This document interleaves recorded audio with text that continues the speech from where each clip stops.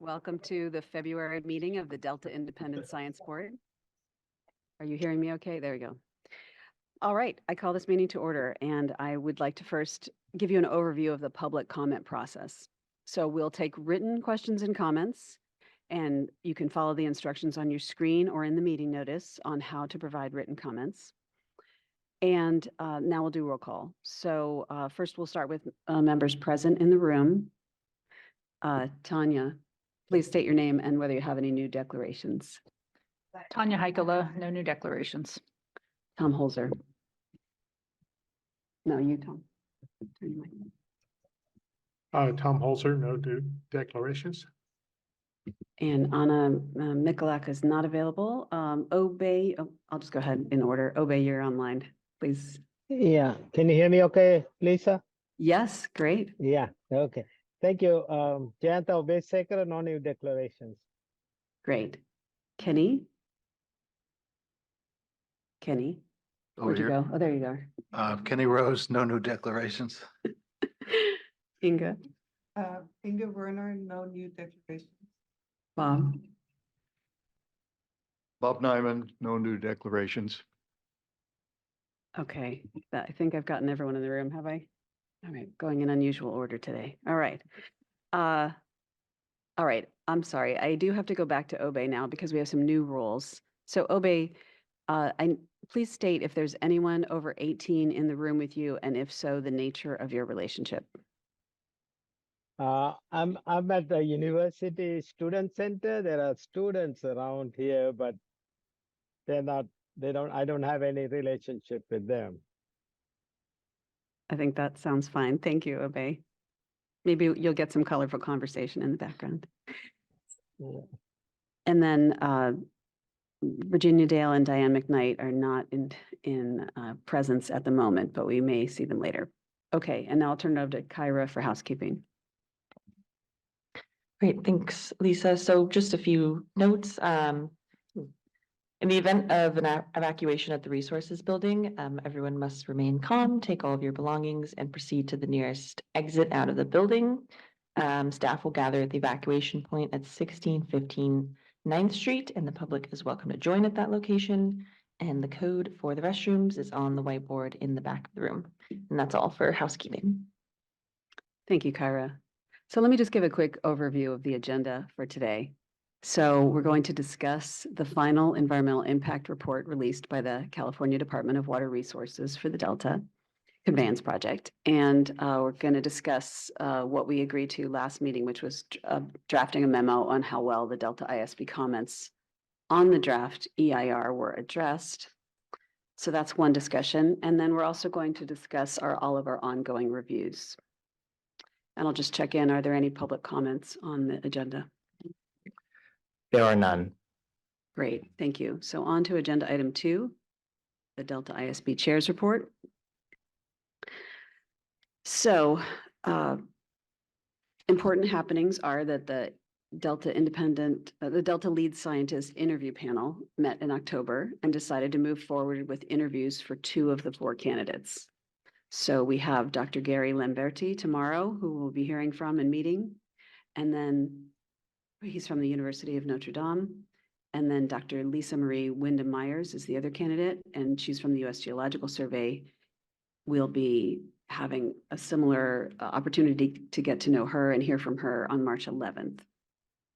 And what happens during these public processes is we have a public meeting and a seminar where each candidate can present their interest in the position and how their career experiences apply to the position, and also their vision for the Delta Science program. So that's an ongoing activity that's obviously very critical to the mission. Other fun facts. So I presented an update to the council at its January meeting that was a summary of our accomplishments in the past year and some of the ongoing work. And it really was a very nice engagement we had. Even though I was last on the agenda, people were still very engaged. And I provided highlights that included updates to membership, applauding Steve's accomplishments and introducing Kenny. And We talked about the 3 document reviews we completed last year and the 2 major workshops and the ongoing DMDU webinar series. So I summarized our concerns about the adaptive management of the VAs as part of the Bay Delta Plan review. So that was one of the reviews we completed, just highlighting our concerns there. They had recently heard from Tom Holzer about the subsidence workshop, or plans, but I gave them an update since the workshop had taken place. And I also talked about key outcomes from the food webs workshop. But what was really great is that the council asked really good questions. They are very interested in the work that we're doing. So they asked about DMDU, they asked about subsidence, and both of those questions suggested that they're really quite interested in tools to project future effects under the high uncertainty that the state is experiencing, and whether it's effects of sea level rise or carbon emissions from peat soils, all of great interest to them. So, and then I'll just ask Virginia if she has anything she'd like to add, since she was also there. Thank you so much. Thank you so much, Lisa.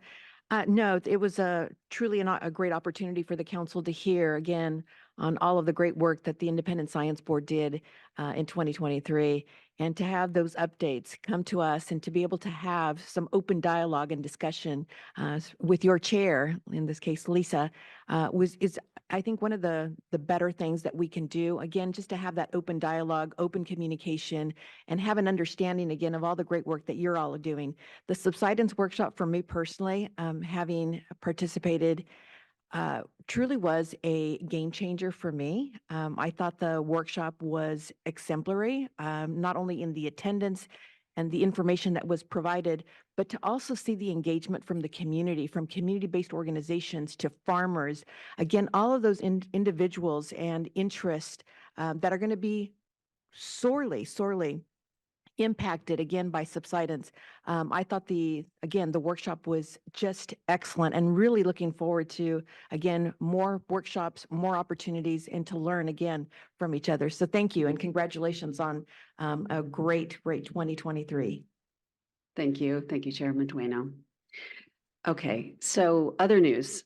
Christine Grace Kabugoa has finished her ISB postdoc with us via the California Sea Grant Program. And ISB postdoc Lillian McCormick and California Sea Grant Fellow Kyra Wallace will wrap up at the end of March. Okay, can we still hear me? Okay. And they are going to share reflections at an upcoming meeting about their experiences. And so we'll keep an eye out for that. On January 19th, we submitted comments to the State Water Resources Control Board on the draft staff report, substitute environmental document. And this was in support of possible updates to the water quality control plan for the San Francisco Bay, Sacramento, San Joaquin Delta Estuary, also known as the Bay Delta Plan, thankfully. So a copy of that is part of your meeting package. But just to summarize our comments, the Delta ISB found that concrete plans for data management, analysis, and synthesis are really going to be critical to achieving the adaptive management goals. And that's regardless of the explicit implementation pathway they may eventually choose. So that was a key element of our comments.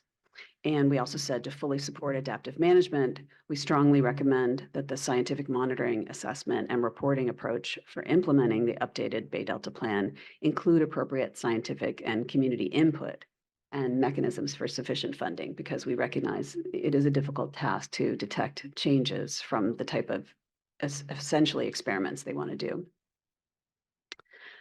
Okay, next item.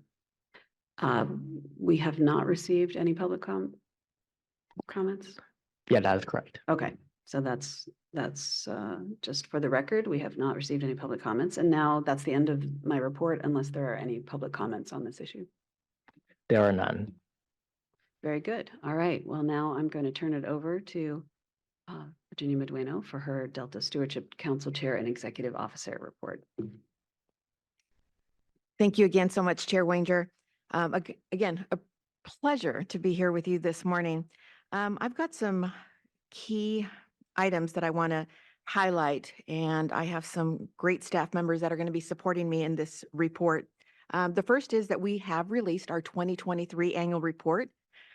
Truly a great project. You know, when I first started the council a little over 2.5 years ago, that was something that I really thought was important, is that as one of the newest state agencies and the work that we do, the Delta Stewardship Council for me was kind of this agency that was new. Not a whole lot of people knew what we were doing, what our role was. And so the annual report is really kind of a culmination of all the great work, projects, contacts, stakeholder engagement that we've had, including here with the Independent Science Board. And so the report really kind of centers on progress and partnerships. And today, joining me from our communications department is Brittany Young. And so Brittany is going to share with you this new format that we highlighted with this 2023 report. And we hope it's to your pleasure, and want to also acknowledge and thank Chair Wanger for her collaboration on this project. So Brittany, take it away.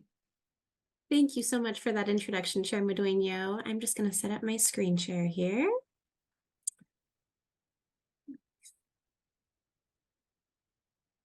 All right, are you guys able to see my screen okay? Yes. Great. Good morning, ISB members. It is a pleasure to be here with you today on behalf of the Council's communications team to present the Council's 2023 annual report.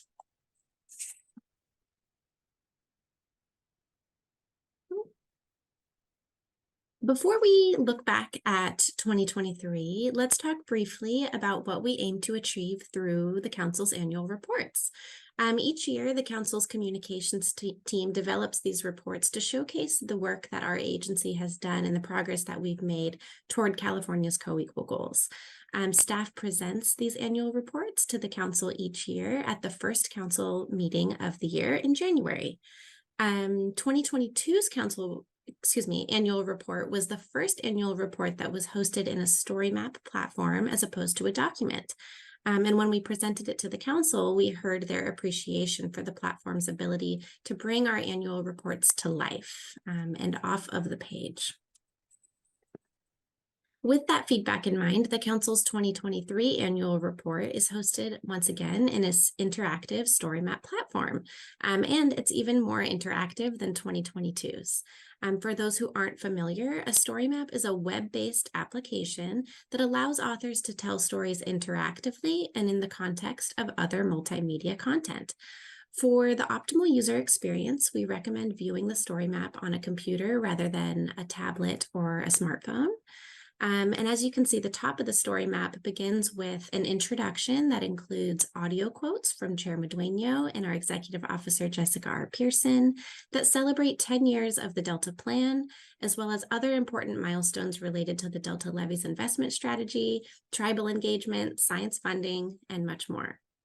Next, visitors will arrive at a people-centric section that recognizes the incoming and outgoing leaders who served the Council, its executive team, and the Delta Independent Science Board before reaching a reflection on former Council Chair Phil Eisenberg's career. One way that we interwove the theme of progress through partnerships throughout the report was by offering opportunities to hear from not just our staff, but also from our partners as well. In total, the report includes a whopping 22 quotes from our internal staff and external collaborators. This included a quote from ISB Chair Dr. Lisa Wanger. Thank you, Dr. Wanger. I'd also like to note that more than half of these quotes were provided in an audio format. Now we'll pause briefly to hear an example of one of those audio quotes. As challenging as our agency's work is, it is equally rewarding given the importance of the Delta to current and future generations of Californians. The Delta is many things to many people, and its future will depend on effective and meaningful partnerships that recognize and reflect this truth. I'm particularly proud of our collaborative efforts in 2023 related to tribal engagement, science funding, and setting priorities for state investments in Delta levees. None of these things would happen without the collective efforts of our fantastic staff. I hope you enjoy learning about these accomplishments and other work of the Council through this report.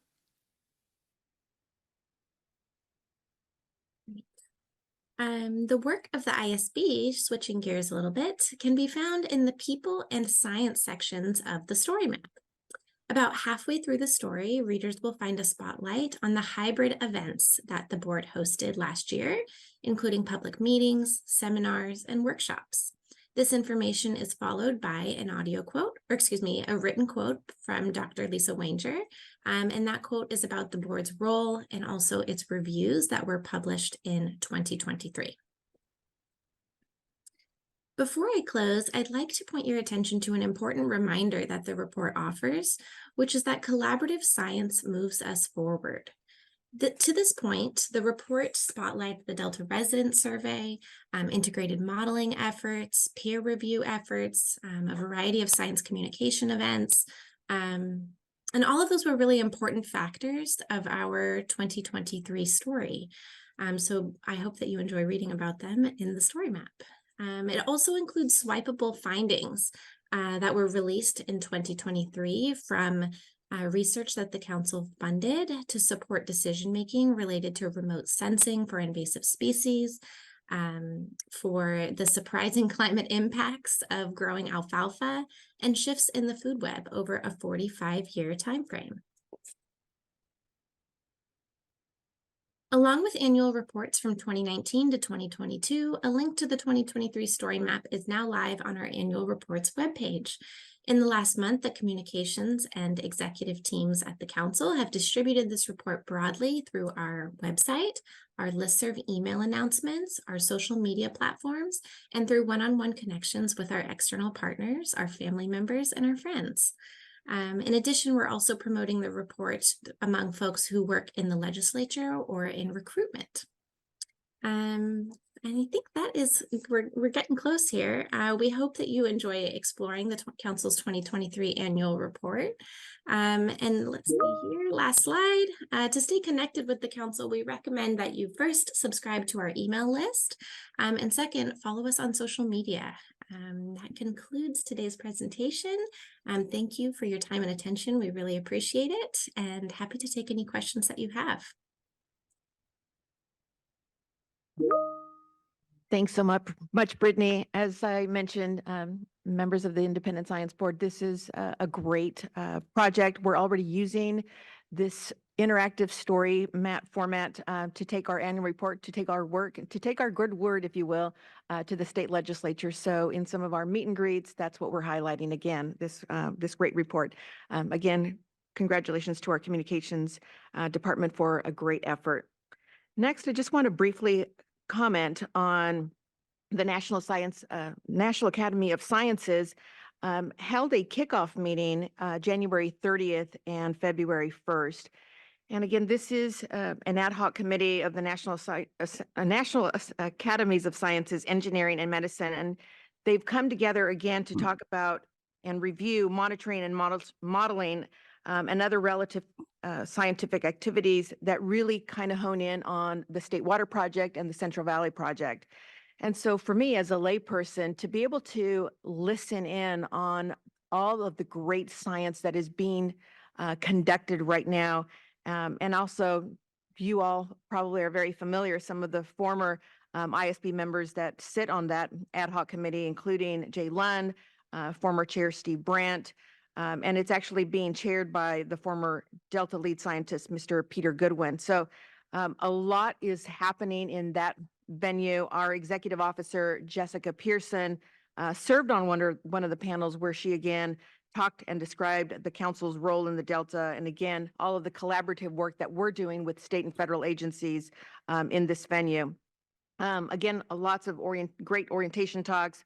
Would highly recommend, if you did not participate and didn't listen in, to be able to get a copy of the video and see for yourself, again, all of the great work that's being done.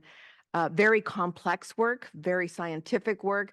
But again, when I take a listen to some of the great research and data and science and how it relates again to the Central Valley Project and the State Water Project, I think everybody is very in tune and wanting to learn as much as we possibly can, how we all, again, in our individual roles with our state agencies, federal agencies, even organizations in the community, again, how critical the science will be moving forward. Next, I want to give you an overview of the next council meeting, which is going to take place February 29th and March 1st. That will actually be our back-to-back meetings for our 2 monthly council meetings. We're actually going to be hosting these meetings in the Delta at the Gene Harvey Center in Walnut Grove. What we're going to highlight is we're going to talk about some of the council priorities. And again, we're going to be mostly focusing on the Delta Adapts Draft Adaptation Plan workshop. That will be held on day 2. Day 1 will be held or really discussing the priorities. And again, it's really kind of an opportunity to hear about the Sacramento San Joaquin Delta, the Sassoon Marsh, and all the high priority responsibilities and the entities responsible for the implementation and how to finance adaptation moving forward. So again, hopefully we'll get some good public participation. Some of the ideas generated during the workshop will be considered along with other comments on the draft adaptation plan, which will be released later this year. And we will, again, release this for a 60-day public comment period in preparation for the final adaptation plan. Staff members Morgan Chow and Jeff Henderson from our planning department will be giving you a presentation, I believe, in your April meeting. Second, we also want to talk a little bit about the DPIC Restoration Subcommittee. I know that's something that is of interest to all of you. The DPIC Restoration Subcommittee will be meeting on March 7th. As a reminder, of the Restoration Subcommittee has convened about 18 months ago to further, again, the restoration goals found in Chapter 4 of the Delta Plan. Specifically, the subcommittee is charged with working to reduce barriers to restoration. And again, the primary focus for this meeting on March 7th is to discuss successes, challenges, and again, adaptive management needs related to the control of invasive aquatic vegetation in the Delta. And I can tell you, as somebody who used to serve on the Delta, or I'm sorry, on the Boating and Waterways Commission of California, that continues to be a very high priority issue in the Delta. Topics may include at this subcommittee restoration meeting possible approaches for expanding and permitting adaptive management of invasive aquatic vegetation control, restoration sites, possible approaches to better integrate invasive aquatic vegetation monitoring and control actions in the restoration planning and permitting process. And we're also looking to see how agencies and interested parties might support ongoing adaptive management moving forward for aquatic vegetation control. Panelists include staff from the Council, DWR, and the Department of Parks and Recreation Division of Boating and Waterways.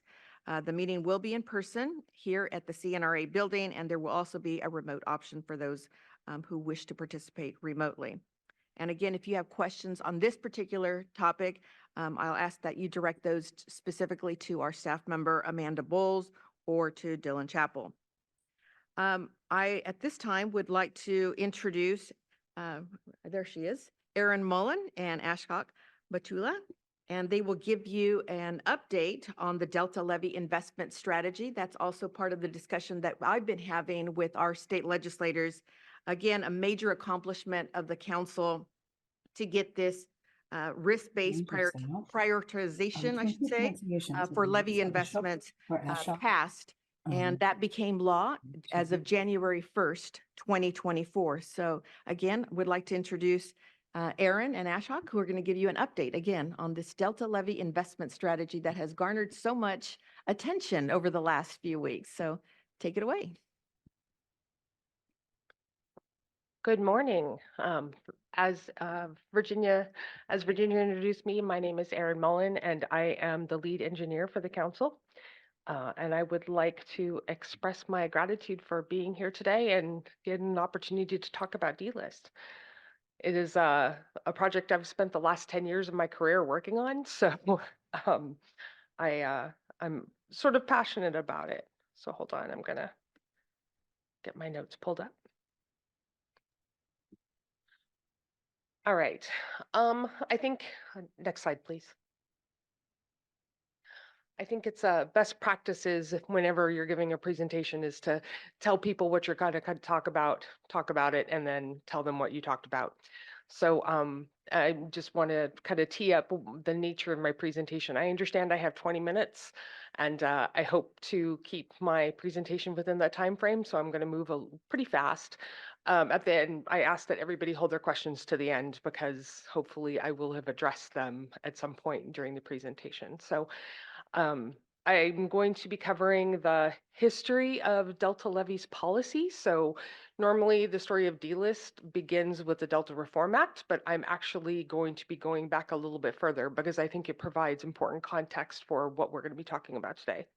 And then I'm going to pivot to the mechanisms of making decisions with DLIS. So we're going to talk about the history, and then I'm going to talk about where we're at now and where we're going into the future.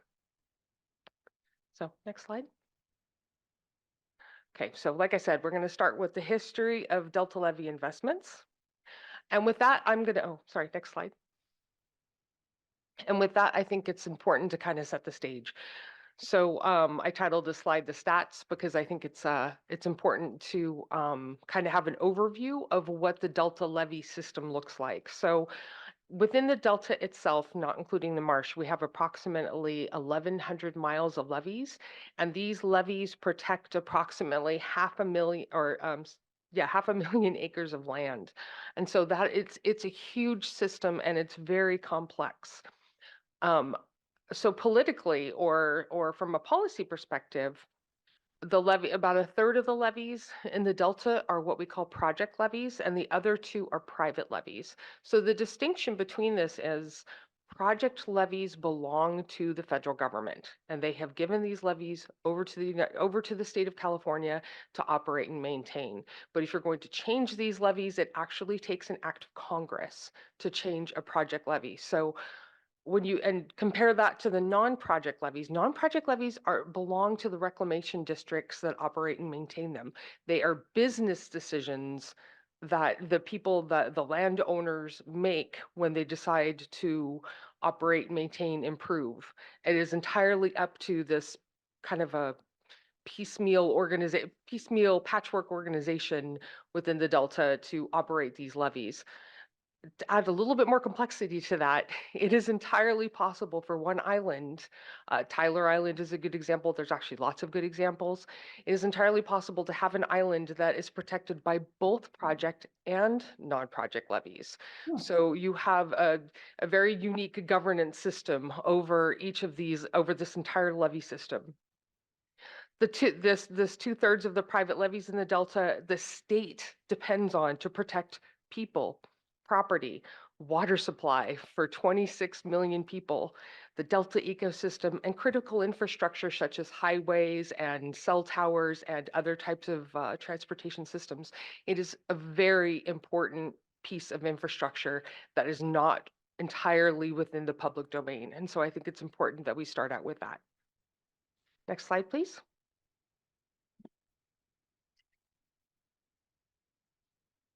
Okay, so the beginning of state policy when it comes to improving and maintaining Delta levees really starts in 1972 with the failure of Brannon Andress. So Brannon Andress is sort of at it's close to the mouth of the Delta. It's right above Sherman Island, and it's one of those islands that we now understand is critical for maintaining the freshness of the Delta. And we learned this through the failure in 1972. So this was a sunny day failure. It broke in June. There wasn't a flood event. I've actually just recently learned that they believe that levee break was caused by a maintenance worker digging too far into the toe of the levee. So it wasn't even one of those events that we normally plan for. When the levee broke in Brannon Island, it actually shut down the pumps for 2 months. So we had a disruption in water supply that lasted for 2 months because as the levee broke, the island filled up with water, sucking in a lot of salt water into the island. And we had to make releases from Shasta that we weren't planning on releasing. And it was extremely disruptive. That was really a wake-up call for the state of California. At that moment, the entire state went, wow, maybe we have some skin in this game. Maybe maybe we have to take a little bit harder look at the Delta levees and what is protected there and how this system is cared for. So with that, that led to the passage of the Way Act in 1972, which created the subventions program, and subventions program reimburses these private local landowners for the operations and maintenance costs that they accrue in supporting their levees. That expanded to the special projects program in 1986, where we started investing in actually improving these levees. That was really driven by some hard words from FEMA because we had several floods in the 1980s, and FEMA kind of said, hey, state, we need to see that you have a little bit, that you're doing a little bit more work to make sure that these levees stay in good shape. So that created the special programs program, and subsequent legislation expanded it to include the entire Delta. So it originally started out with just looking at the islands that were critical to water supply, and then it grew from there. Okay, next slide. Now, I'm going to jump ahead now to the aughts because I basically covered everything up until there. When we hit the aughts, and I'm a little unclear on what drove this. There may be people in this room. I know somebody knows the history about this. I'm a little bit unclear on what actually was the impetus for the Delta risk management study. But I see some knowing looks back there. So for those of you that don't know. Wasn't it Jones Tract? Jones Tract in 2004? Yeah. It might have been. Yeah, so for those of you that don't know, Jones Tract was another sunny day failure that happened in 2004, yet again, middle of the summer, low water. It wasn't a high water event, and we saw another island flood. And I believe they think that might have been a beaver or some kind of a mammal burrowing into the levees that caused that. But that was yet again, another wake-up call for the state of maybe we need to consider where we're spending our money and really take a closer look and get a better idea about what constitutes risk in the Delta. So phase one was published in 2009. It cost approximately $12 million. And at the time, it was the most comprehensive analysis of Delta risks to date. And I think it's really important to understand that because we still rely on a lot of the data that was developed in DREAMS. In certain circumstances, that still constitutes the best available science. And that at this point, it's almost 20 years ago. So, DREAMS was a really significant lift, and we haven't undertaken that that effort again when it comes to actually analyzing Delta on the ground. So phase one was the process of collecting data and generating the analysis, and this includes the levee seismic fragility curves that we still use today. Phase one was a vulnerability analysis, to use, for lack of a better word. And phase two was supposed to tell us what to do about it. Unfortunately, phase two never happened. Next slide. So as I said, DREAMS phase one was released in 2009. That is the same time that we had the Delta Reform Act. So the Delta Reform Act and Water Code 85306 told the council that it was in consultation with the Central Valley Flood Protection Board shall recommend in the Delta Plan priorities for state investments in levee operations, maintenance, and improvements in the Delta, including both levees that are part of the State Plan of Flood Control or project levees, and non-project levees. So what Water Code 85306 essentially tells the council is to finish the job of DREAMS. So we were supposed to pick up where DREAMS left off.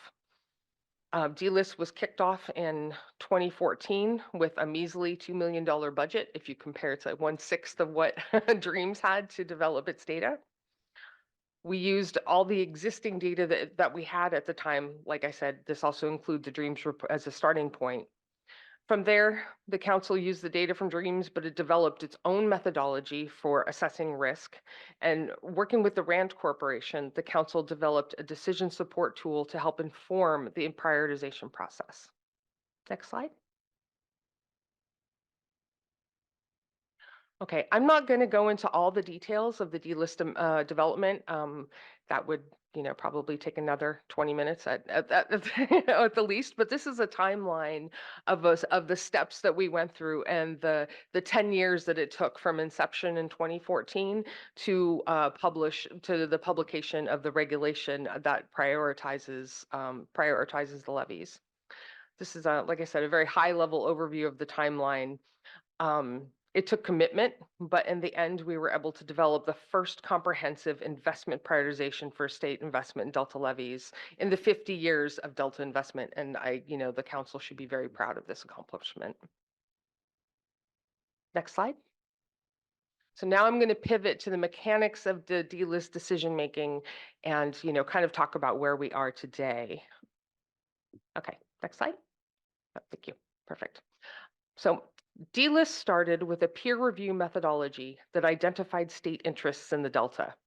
It then went on to develop a methodology that quantifies the risk to those interests and a way to have a transparent and public dialogue about what those risks are and how to develop and how to invest to reduce those risks. The methodology uses a decision support tool to assess risk and propose investment strategies based on how those interests are weighed. I will talk about this a little bit more on the next slide. In addition to prioritizing levee investments, DLIS identifies operations and maintenance as a priority, no matter where it happens in the Delta. And it creates a reporting structure for public review of state investment decisions. And that is something that is very, very important. One of the things that the council and council staff learned as we were developing DLIS was that it was really hard to find records that documented how DWR had spent its money on Delta levees.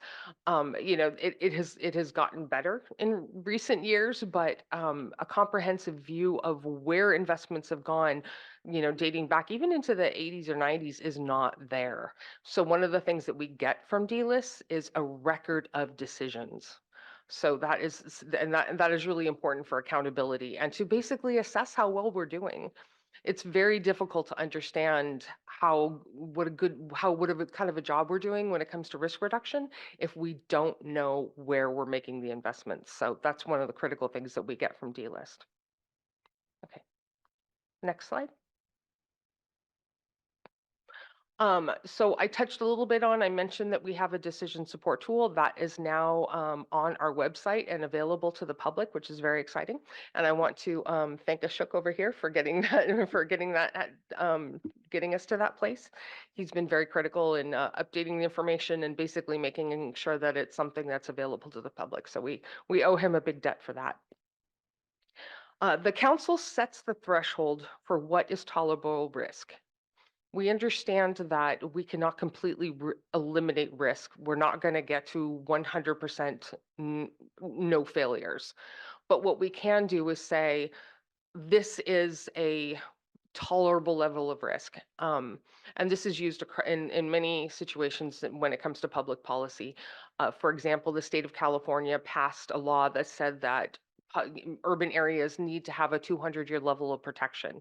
That is an example of tolerable risk. We're not saying that we need to have 1 million-year level of protection because honestly, it's not feasible. It would be too expensive and it's just not something that's going to be in the cards. But the state identified 200 years as saying, you know what, that takes the risk low enough that we're comfortable with that And so what the council did was, and they set thresholds for all the priorities of risk in the Delta. If you only wanted to invest in islands that had population centers, you can adjust the tool such that it only identifies those areas. Or if you are only interested in ecosystem, you can adjust the tools to set the investments just in the ecosystem areas. And this is one of the ways that the tool can be used to develop consensus. As different people can put in different prioritizations, or when I say prioritizations, I mean they can put in different state interests, say, you know, like I'm only really care about protecting this one area. What does that mean? And with that, you can have numerous stakeholders come to the table that have different sets of interests and figure out where the common ground is. So the council, and with for DLIS, the council set the tolerable risks for each of the state interests. And then it plugged it into the tool and said, okay, this is really this is the level of risk we want to see for each of these categories. And if that's the case, where do we need to invest in order to get to that place? The tool looks at a number of data points to assess risk, such as hydrology, fragility curves, US Census data, property data, et cetera, And as new information becomes available, the tool is updated and we can see how that will change the prioritization. The tool informs the prioritization, but it does not set it. The council reviews the output and can make manual adjustments when it deems necessary. We did this with the last adoption of the prioritization. We got the prioritization from the tool. We looked at it. It was identified that some of the vulnerable communities were not rated as needing attention, and the council manually adjusted where those communities were in the prioritization and elevated them for attention. So that's part of the deliberation process. We don't just depend on what the tool puts out. We actually interrogate it a little bit and make sure that it's consistent with the council's priorities. Okay, next slide. And as I already touched on before, the DLIS requires us, or the DLIS requires that DWR report on where it's making its investments. So DWR needs to submit a report in writing and then in person every year on where it's made its levy. Oh, sorry, next slide. That's sorry. So back up. Like I said, the DWR report is the other part of DLIS. So we take the tool and we deliberate on its output and we set the prioritization, and then we give that prioritization to DWR and its decision makers, and we ask that it use that information when it's making its decisions. And then we ask DWR to come back and tell us how it used that information, in addition to where it spent its money. So as of right now, we've had 5 years of reporting on it. The report must include certain information that describes DWR's decisions to award state funds for Delta levee improvement projects. It also needs to inform us of the operations and maintenance funding that it has spent. It also has to provide us key pieces of data so that we can assess the reduction in risk that those investments have received. So we ask them to not only identify where the projects are, but what what kind of a change the projects created. So if they invested in a project that said, oh, we invested in this project, it's going to get it to 200-year level of protection, it also needs to tell us, oh, well, you know, what is the levee geometry that you got and what have you. And we take this data and we plug it into the tool. Okay, next slide. Okay, so DLIS in action. The way that we have seen DLIS manifest in various policies and actions in the since in the few years that we've been mulling it over. Like I said, we have received 2 reports from DWR. One was in 2019, and that was a good faith effort on their part, saying we understand that this is coming along. You're in the rulemaking process. We're going to go ahead and provide you a report. That was put on hiatus for a few years as we were tinkering with the language in the reporting and you know, kind of making that final. But they came back to us again in 2023 and provided us with the subsequent data between the 2019 report and this year. So we have 5 years of reporting on state investments.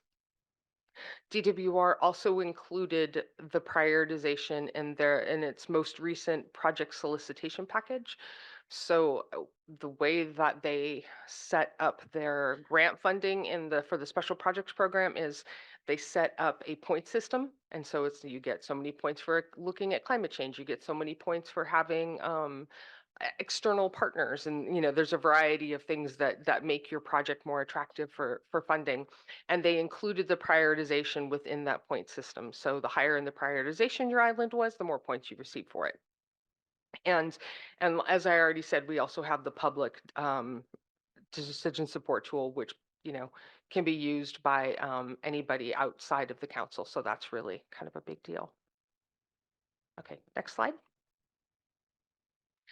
So where do we go from here? As I think all of you know, the Delta is a dynamic place. Both in our understanding of how the Delta functions and in the actual physical properties that the Delta has. So we have kind of a running joke in the office that we are in perpetual delist, because I mean, this is never going to be a one and done process. As investments are made, the prioritization inherently is going to change. Once you get an island up to the place where we consider it to have a tolerable level of risk, we shouldn't be investing it in anymore, other than to keep it at the level that it is achieved. So as the Delta evolves and as our understanding evolves, and this includes information that is developed from the scientific community and from research engineers, as these things change, climate change understanding, as we learn more about that, we're going to take this data and we're going to incorporate it into the tool and reassess risk. So this is basically going to be an ongoing process in perpetuity, is probably the best way to think about it. Next slide. So this slide, I included this slide because I think it's really important to understand how this is actually going to work. So if you look at the map on the left-hand side, that is the first prioritization that we came up with from the output of the tool. And it really centered the risk in urban areas and islands that are critical to water supply. So it's kind of a, you kind of have a bifurcated system here, where it's, just a few islands are considered the most important risk, and that's really where all the money, is supposed to go. And if you look on the map on the right, that is the current prioritization. There's a lot more red on that map. The red means that those are the very high priority islands. You may be tempted to look at those changes and think that the Delta has deteriorated from the first map to the second map, but actually the opposite is true. What the second map shows is the reduction in risk that we saw from the first data set to the second data set. And what that means is that islands and tracts that saw the level of investment that they needed to see actually fell off of the very high priority list, and that risk is a little bit more evenly distributed throughout the Delta. So instead of some areas being basically on fire, they're not sustainable, we're a minute away from catastrophe, those islands are not in such bad shape anymore. And that means that that the other islands can rise to the top when it comes to risk. So I think that it's counterintuitive if you don't really understand the process, but this is this shows an evolution, that this shows that DLIS is working, is that we're seeing risk change as we make investments. All right, next slide. And that concludes my presentation. I think I actually kept it below 20 minutes, and I open it up for questions. Thank you. Before you take questions, Chair Wanger, I just want to again congratulate and thank the great work, amazing work that has been put together. Erin, to hear your presentation, it's just fantastic. And Ashok, again, all of your collaborative work. As I said, we've been taking this out now to meet with our state legislators. And when they see that map, and by the way, we are sharing that map that you just shared, Erin, it's very telling, it's very revealing. And I think it was in one of your slides that I think premised it the best when we were meeting with one of our legislators.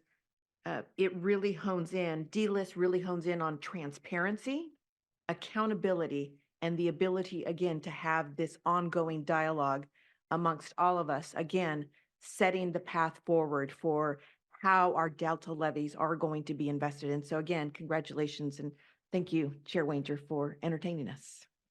Well, thank you. That was certainly a very interesting presentation, and we do commend that excellent work. It looks very logical, and it's great that you've provided that flexibility for new priorities to come in other than, just the hardcore data that you have. So that's wonderful. I'll just ask a couple easy questions, and then we'll open it up to the board. But one, will you provide us with a link to the technical documentation behind the tool? I'd be interested to see that. I couldn't find it easily in a search. Yeah, I think unfortunately that has kind of been a victim to the accessibility requirements, since so many of them were put together before they're not accessible. We used to have everything up on the website, and now it's basically on request. So we can absolutely give you a link to all of the technical documents and all of the methodology reports that went into making this. So yeah, I feel your pain. And then to the point about the map, I appreciate what you're saying. To me, in my scientific language, it sounds like you're saying you cut off the tails of the risk distribution, and you've shifted the distribution back, and that's why you see more stuff to the right of average in terms of, yeah. So something that might help communicate that better would be a kind of histogram of how many acres fall under each risk category or something like that. It'd be great to understand a little better, if other than the 3 categories, what that distribution looks like. I'd be interested. Yeah, I appreciate your feedback. Something else that I probably should have included in my presentation, which I realize now I've glossed over, is that the way that council staff and the way the council is approaching the report from DWR is that, in addition to updating the tool and putting that new information in there, is that we will be presenting to the council our interpretation of the reduction in risk. So, and that will be another report that the public can see. So we will be looking at the change in expected annual fatalities, the change in expected annual damages, basically the reduction that we have achieved. So that will be one of those things that will that we're basically going to be coupling it to DWR's report and doing our analysis and pulling those numbers out so they're a little bit more manageable. And so I appreciate your comment on that. Thank you. Oh, that'll be great to see. Okay, any other questions from the board? Yeah, Tom. I know you have one. And Obey, we'll get to you next. I actually have more than one. Yeah, a nuts and bolts question first. What is the annual expenditure on levee repairs? On repairs, or I'm hesitating here a little bit because I think there's How much do we spend on levies each year? that okay. The simple answer is it varies.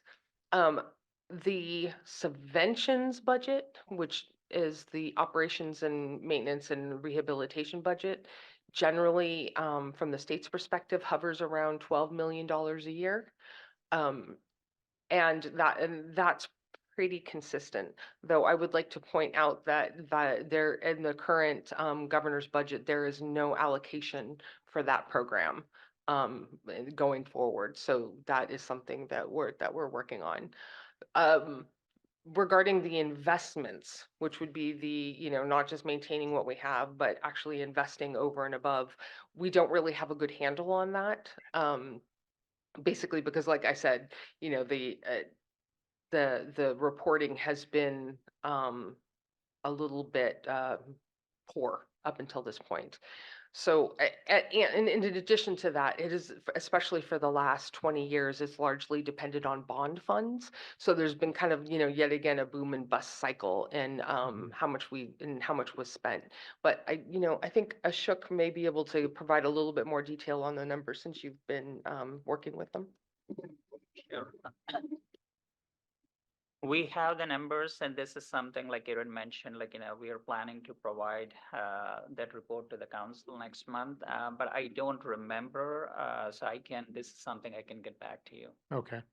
But Yeah, these are the it's more than 12 million a year, but maybe not a lot more than 12 million. That is correct, yeah. Okay. Yeah. And that gets me to the second question. The dream study, I was actually involved in reviewing the technical aspects of it. And my impression at the time was it was primarily to bring a modern risk analysis to a seismic risk analysis to the delta and the threat to the state water supply, because the last risk I saw was calculated for losing the water supply for a certain period of time. So I think I can sort of answer that question for you with a little bit of confidence. But my question has to do with dreams is a little bit dated. The earthquake in October taught us that the Midland Fault might be a little more active than we assumed it was in the dream study. And my question is there any plan, particularly with this huge and expensive Delta Conveyance Project, to redo dreams so that we get a modern ground motion analysis, because they're going to need ground motion for that project for all the engineering design.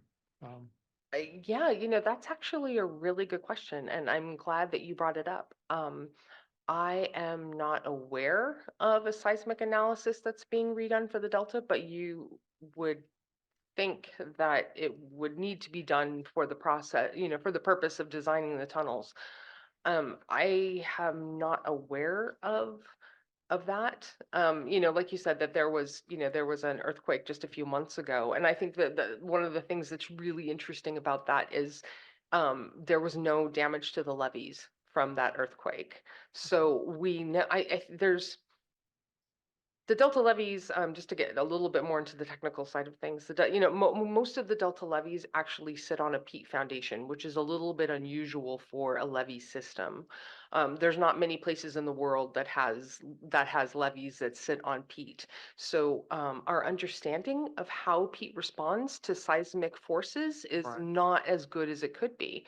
And I think in the past there was a concern that basically that the Delta was one major earthquake away from complete disaster.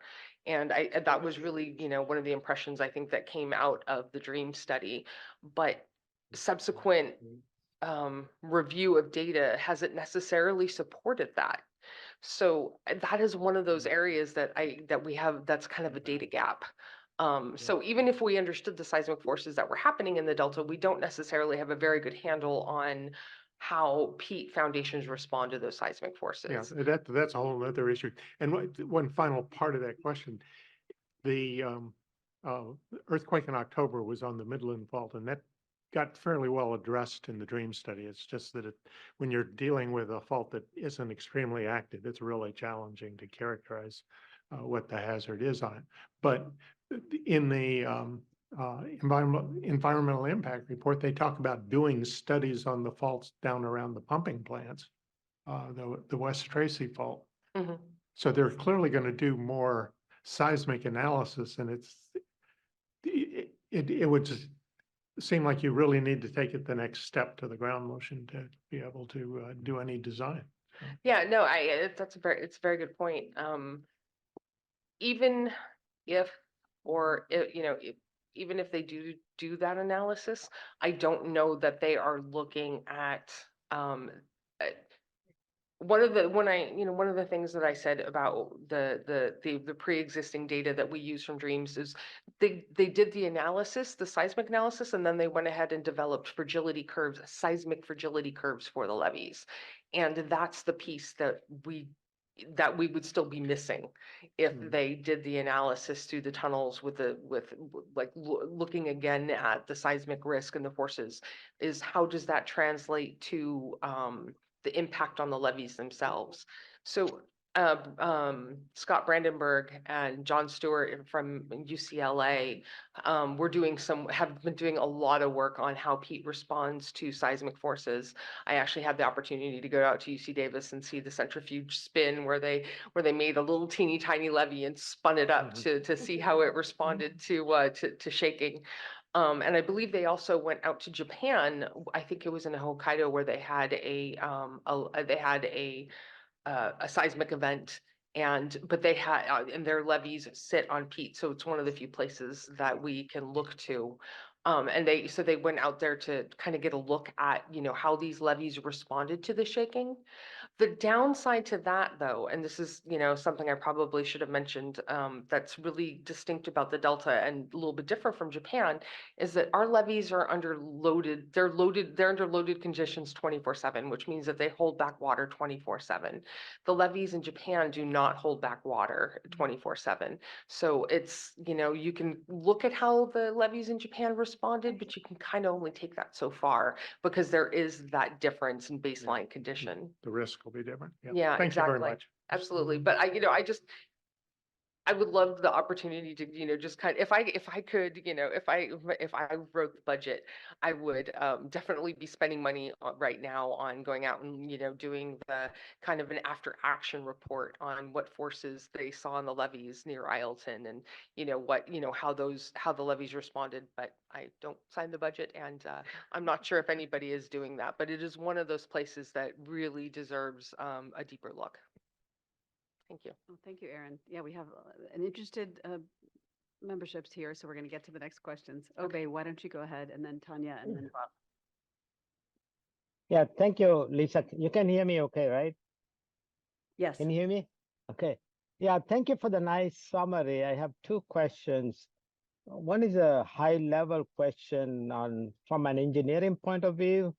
We are in an environment of non-stationarity, and the 200-year fixed return period probably doesn't mean much anymore. I was curious if the decision support tool accounts for that changing risk and changing level of protection. And the other aspect is the future condition itself is highly uncertain. And I was wondering if you're taking a scenario approach in the decision or selection of levees for future actions. And the other thing is that risk might not be same across in space as well. So I was wondering if the decision support tool is going to be revisited and reworked on, in the future. And the other question I have is, if you're collaborating with the Dutch, who have a lot of levees and similar failures and similar conditions. Those are the two questions I have. Thank you. Okay.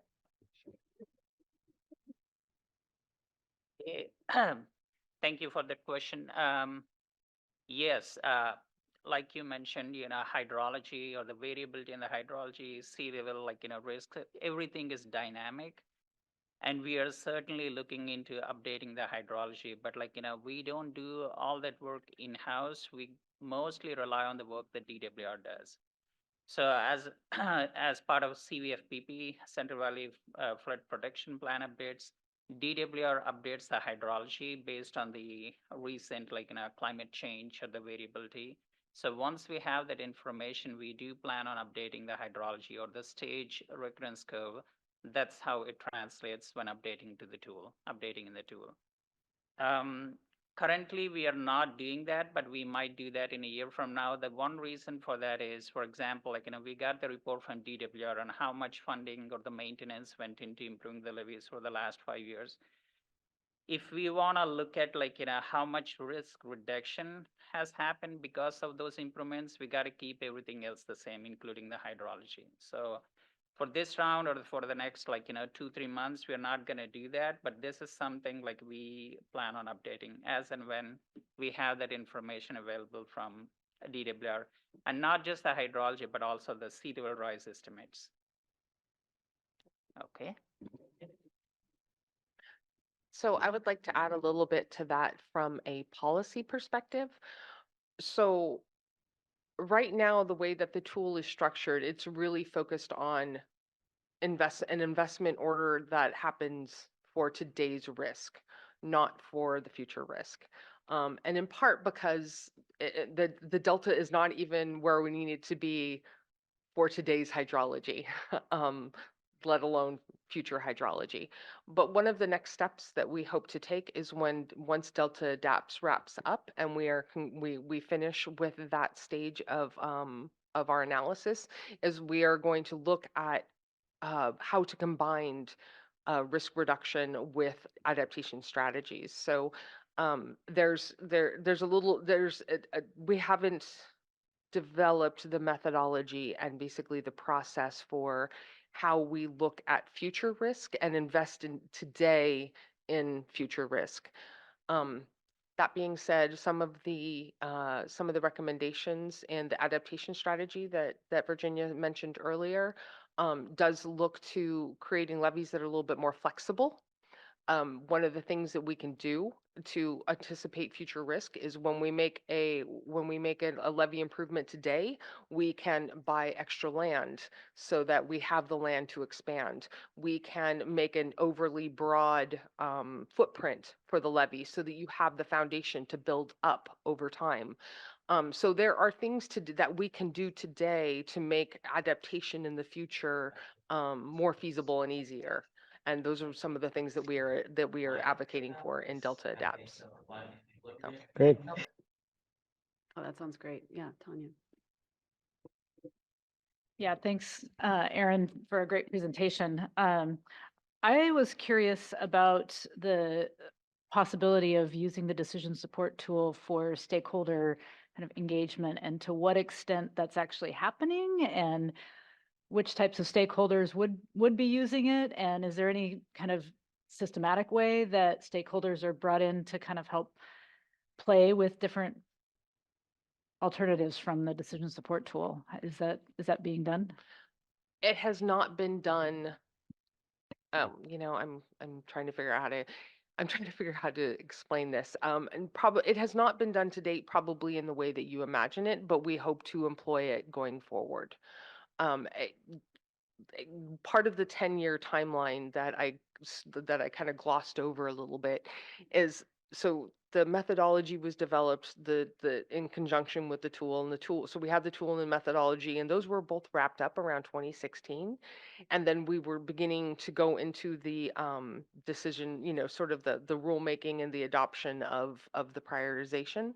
And all throughout that process, we held public workshops. We had the tool out for people to use. It was on RAND's website, so it was accessible. But then the publication of new data basically became available. So we had to stop that process and update the tool, and then look at what the prioritization was gonna pivot to, and so that sort of the tool that was publicly available kind of became obsolete because we knew that it was based on outdated data. But as of just, gosh, I think within the last month or two, we have published the tool again with the most updated data.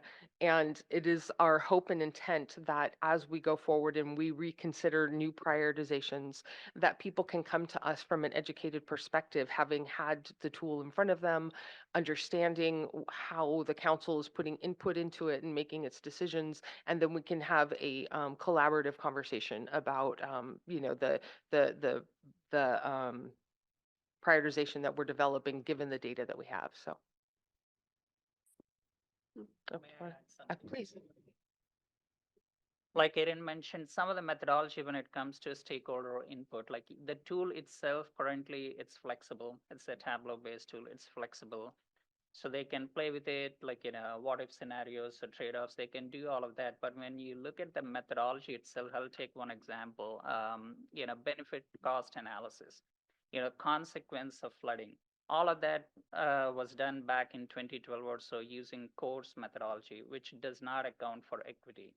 So this is something like council or the state itself, like, we are planning on including equity into our decision making. So this is a good example where we can take input from all the stakeholders involved and change the methodology. So to answer a question, right now the tool is flexible. We can bring in people to evaluate, like, what if scenarios or trade-off, but I think like it can be done before that, like the methodology itself needs to be changed. Just one quick follow-up before we go to Bob. So you say you're adding equity to the benefit cost analysis. So full disclosure, I'm an economist. Uh, So you've piqued my interest. So does that mean you're changing the metric by which you measure quantity of risk, or are you somehow just weighting disadvantaged communities in some way? Right now, like Erin mentioned before, the tool itself, it doesn't set the priorities. The council members or the council sets the priorities. The tool is gonna inform you, right? So equity was not part of the benefit cost analysis, so it was accounted for later on by the council staff. But In a you can- qualitative way? Yes, yes, but you can build that into the methodology. Right, but the question, there's two ways to build it into the methodology. One is to keep using the same either property value or lives saved. So you could change it, say, from property value to lives saved, and that might have a better effect on underserved communities. Or you can say, well, the property damage is different, but I'm going to weight the disadvantaged. I'm just going to add a multiplier to the disadvantaged communities, right? So which way are you going with that? Go ahead. I would say that that has yet to be determined. I can tell you how we did it this time. I'm not sure if I hope you're familiar with the council SOVI tool, where they looked at disadvantaged communities. So what we did this time was we took the output from the SOVI tool and we overlapped it with the prioritization. And we looked for any areas that were not captured in the very high or high islands, in the areas that we had identified as being important to risk. And we basically then we just filled in the gaps. So there, I think it was Central Stockton was in the other category, but it's one of the areas that was flagged by our SOVI as having a high level of disadvantaged communities. So that was one of the islands that we manually adjusted after the fact. Whether or not we update the tool by actually changing the programming and putting in parameters into that, or if we keep it as a manual adjustment that informs our process after the fact, is something that we haven't. We don't know what direction we're going to go in yet, but those are the things that we understand. I kind of have this running list of things that come up that I'm like, oh, this is one of those things that, it's an iterative process. Like I said, it's perpetual DLIS. So, I have my notes of the things that we need to revisit as we go along, and the places that we need to address and update, and, make sure that these questions don't fall through the cracks as we move forward. And so the answer is, I think it's undetermined how we're going to go forward with that, but it definitely needs to be incorporated as we move forward. Thank you. Okay, Bob, sorry to jump in front. Great, thanks, Lisa. Great presentation, really informative. I have a question that, or more of a curiosity about your fragility curves. And my understanding is there's such a great diversity of levee types, shapes, ages, construction, and on and on and on. What actually goes into the fragility curves, and if you could tell me a little bit the components that would go into determining a fragility curve, and also how often are they updated? You want me to take that one? I can answer.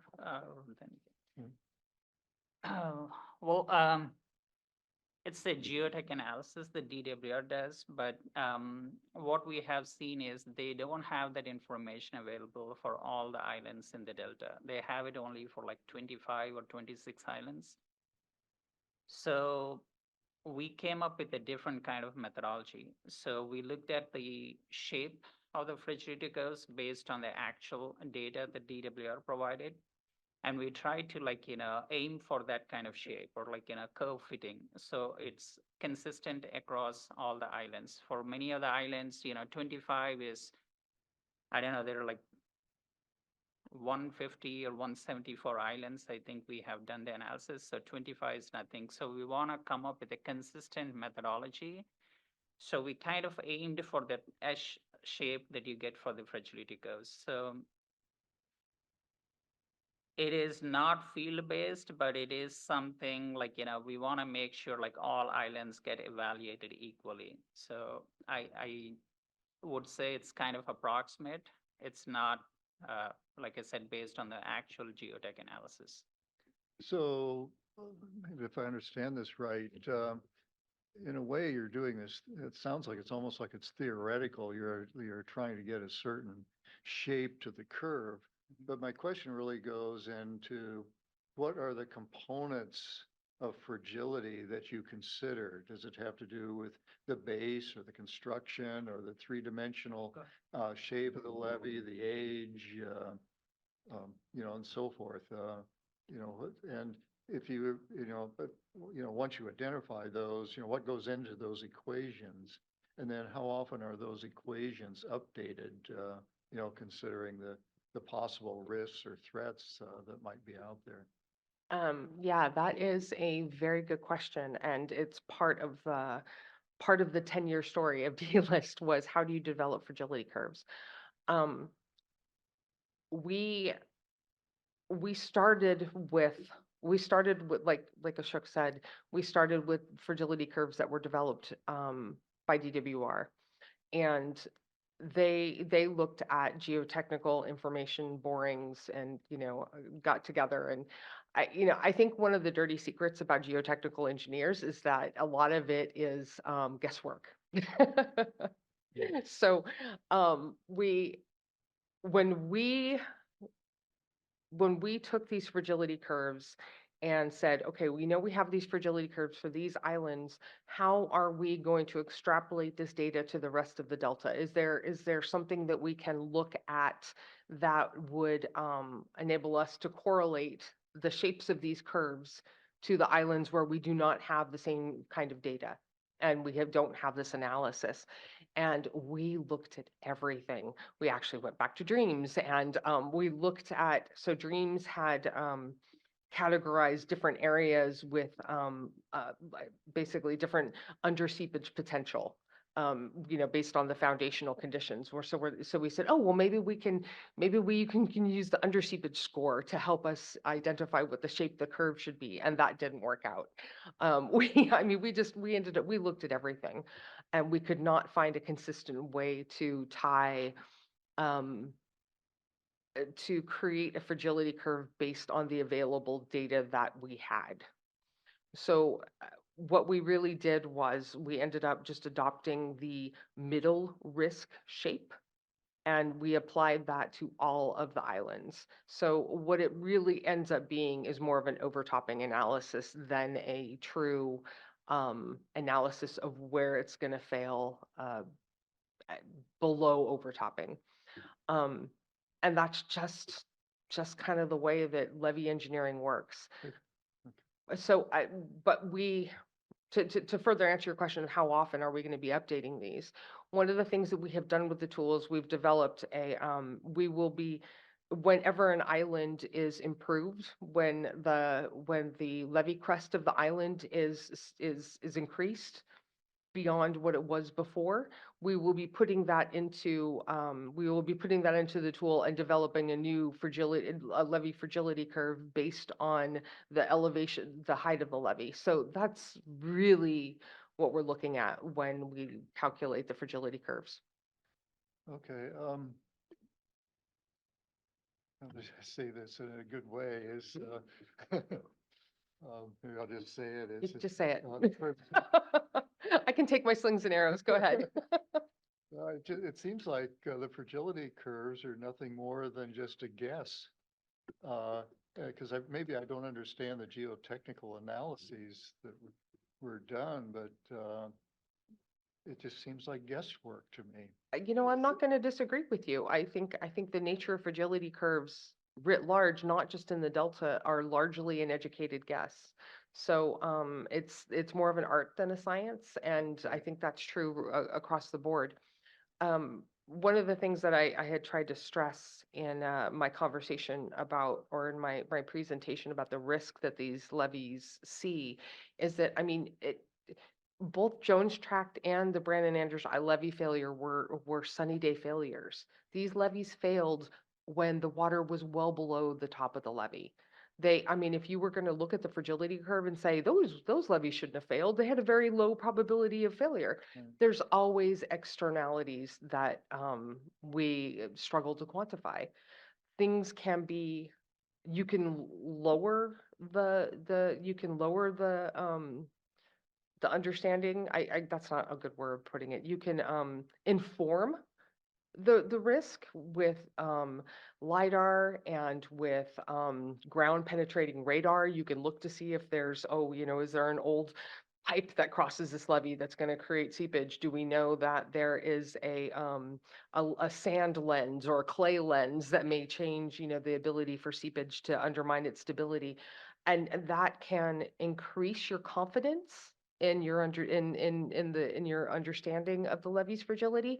But in the end, it's not going to be, it's not hard science. It's not measuring the pH of water. You're not going to have a definitive answer and say, this is the way it is. You just have to make your best guess based on the information that you have.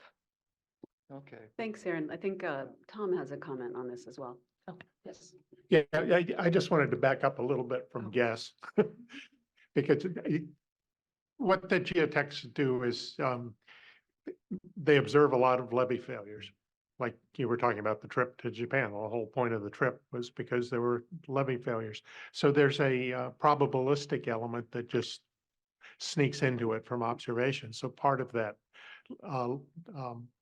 curve is going to be based on that.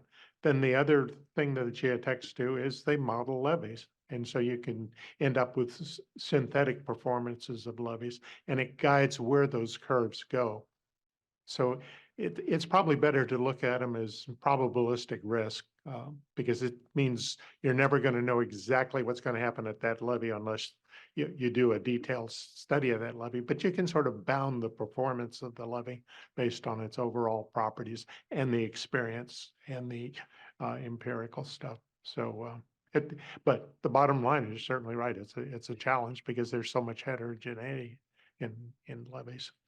Yeah, one thing I wanted to add on that is one of the pleasant surprises, I think, in when you watch the Delta is that the levees have actually overperformed from their estimated fragility over and over again. If you just looked at the frequency of estimated levee failures based on the fragility curves that we have, we would have had a lot more levee failures.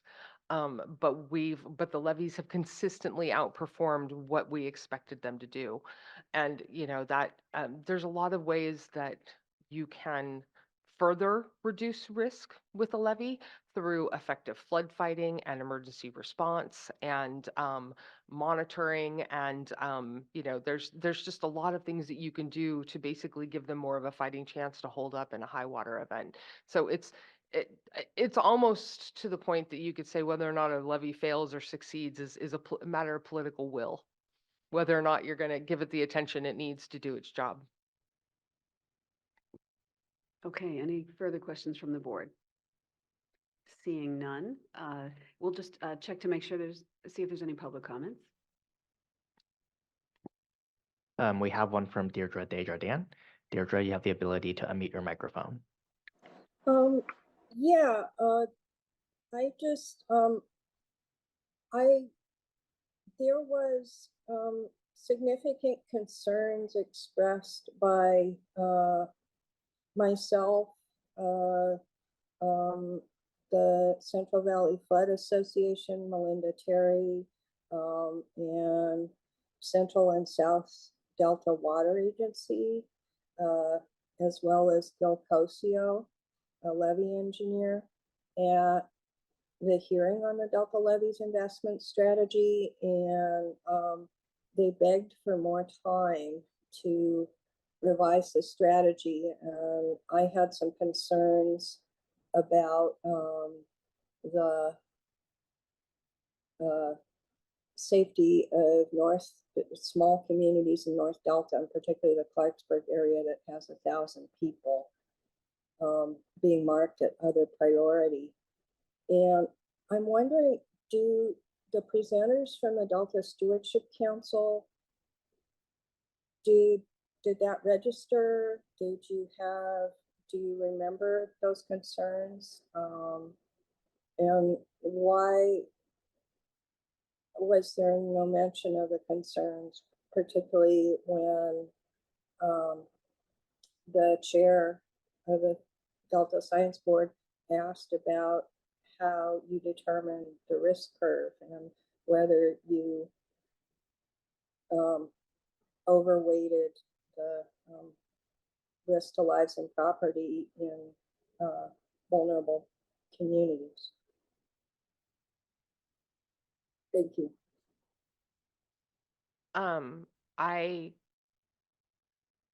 I hope I can answer your question. Um,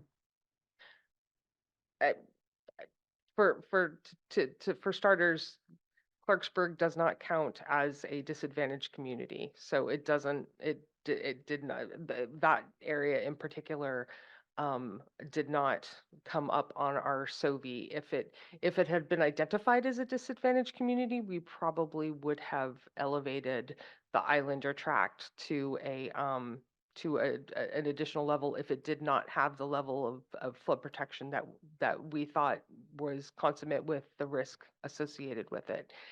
And I think that that's true of all the small communities, that, you know, if the small community was, if it was identified as being at significant risk, meaning that the levees it didn't look like the levees could do the job of protecting the people that they were being asked to, we would have elevated them to a place that, you know, basically said, hey, these levees need more attention. I know that I didn't work for the council for a large portion of the development of DLIS. I actually worked for the Department of Water Resources as their project manager on this project. So I've been on both sides of this, from the council side and from DWR side. And I know that there's been a lot of, what I heard was that there was just a lot of confusion and anxiety about how this process was going to roll out. Exactly what we were saying with our prioritization. And I had really hoped that between 2017 and 2021 and the change in the maps, that we could demonstrate that we were going to actively adapt and adjust the prioritization based on where the risk is at. One of the things that, you know, one of the criticisms I heard a lot was, we're only protecting populated areas. We're not looking at risk writ large. But one of the things I think is really telling between the 2017 map and the 2021 map is that West Sacramento actually went from very high priority and it dropped down to other in the 2021 prioritization. And that's not because West Sacramento doesn't have people, and it's not because it doesn't have property. Obviously, it's a population center, but we have made so many investments in that area that the risk has dropped. And so we don't see it as being top of the line for receiving investment. Ideally, over time, the goal is for all of the levees to see the level of improvement that they need in order to provide adequate flood protection. We are not there. This is not a do not resuscitate list, which I know a lot of people think it is. This is not a picking of winners and losers. This is a target order of operations levee investment strategy. So no community is off the table for flood investment. It's really just where are the areas that will show the highest risk at this moment, and that's where we need to set our attention first. Yeah, thank you, Erin. If I could just respond to that. So the risk assessment tool, there were three things. One was ecosystem and habitat restoration. One was water supply, and one was lives and property. And the option the council chose was not the one that maximized protecting lives and property. And so the risk is being conflated. And if you look at Melinda Terry's comments about the state plan of flood control levees, and they do get damage every winter and they rely on state funding, to repair them. I'm really concerned that you're not even aware of the concerns that the Central Valley Flood Protection Board expressed, or association expressed. And respectfully, this is an example of network corruption where you're only talking to agencies and you're not talking to the people who they just show up at these public comment periods. They showed up at the hearing. They all expressed their concerns. They begged for the council to delay approval, and it was promised that their concerns would be addressed going forward, and nobody even remembers what they are, and they're not even being presented to the Independent Science Board. I will be following up with a letter about this process because I think it's totally broken. And I don't think the Delta Independent Science Board can exercise any independent oversight if they only receive this kind of briefing. And there's no stakeholders with opposing views or concerns that weren't addressed. Thank you. Thank you, Deirdre. And we will be interested to see, we would like to see some more specifics on which concerns you think haven't been addressed. But I think we also heard from our presenters that there's a lot of flexibility to the tool. So if you have convincing evidence that other criteria should be considered, that can be entered into the tool. And so, and I also, very much appreciate Erin's comments about this is almost just an ordering, not a yes and no kind of investment strategy. So I think that's a really important point to keep in mind, that this isn't the only thing going into the decisions. It's a support tool. But yeah, we'll be very interested to see what you think has been left off. Virginia Medueno, did you want to add anything at this point? No, I think Erin answered it quite well. And at the end of the day, I think we made the decision on the information, the best available information that we had at that time. And so I feel very confident and very good about the decision in taking the action that we did. And so, again, this is a process and a project that, again, we're very nimble, as Erin mentioned, and we will absolutely evaluate any and all information. And if we need to steer in another direction to, again, address maybe a deficiency that we didn't catch early on, we absolutely will take corrective measures. So yeah, feel very, very confident in what we've done and what we've achieved and moving this process forward. So again, thank you.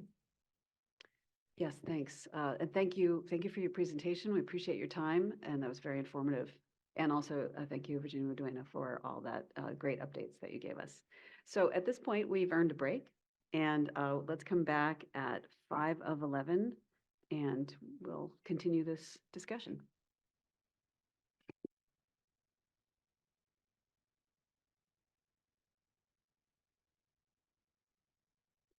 Welcome back to the Delta Independent Science Board meeting. We'll now move on to agenda item 5, which is the Delta Lead Scientist Report. Do we have Lisa Marie with us virtually? There she is. Oh, you're muted, Lisa Marie. Great. Yeah, thank you, Chair Wanger. I really appreciate you all accommodating my remote presentation. I wish I was there. But I am missing this wet moment in California. I'm in New Orleans right now at the AGU Ocean Sciences meeting. Many of the same topics that I'll be talking about today are coming up, things like levees and salinity intrusion and the importance of social sciences. And, it's just, it's nice to be in this setting. So I will get started, and I think Edmund is going to advance my slides. I'm going to start with an outline just to give you a sense of what I'm going to cover today. I missed the earlier part of your meeting, sadly, so I don't know everything that's been covered, but I will try to add what I think is new. So basically, I'm going to talk about some products, things that you might want to engage with if you haven't seen them already, and also some opportunities for engagement that are moving forward right now. And yeah, these are just the 7 topics that I'm going to cover. So we can move to the next slide. The first one is the State of the Bay Delta Science product. It has an executive summary now. It came out in the fall. I don't know if you've all been able to take a look at it, but it's a very nicely done consolidation of the 7 chapters that covered everything from plants to algae and harmful algal blooms to organic matter and so on. And the way it was all tied together with graphics and also conceptually, I think is a better entree to the more complex 7 papers. So something to take a look at if you haven't yet. The next thing is the following State of the Bay Delta Science special issue, which is in, again, the San Francisco Estuarine and San Francisco Estuary and Watershed Sciences Journal, is going to focus on extreme events. So a very timely topic. There's chapters already coming in on heat waves, atmospheric rivers, droughts, wildfire effects on water quality, and governance. And so this next issue, some of the pieces are starting to come in, and that one looks to, again, be completed this year and probably released early next year, if it's like the last time, where it was a 2022 report, but it came out in early 2023. Okay, next slide.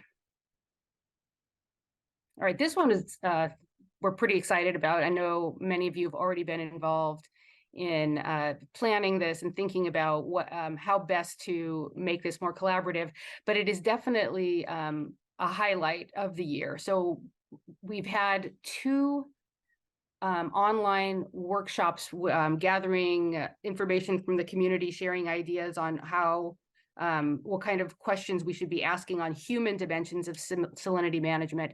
And we've also been doing modeling for the last year with selected basically model experts that took the suggestions from the community and ran them. And now there's going to be a online 2-day workshop to hear again from people sharing ideas and deciding how to move forwards. What are the best ways to do that?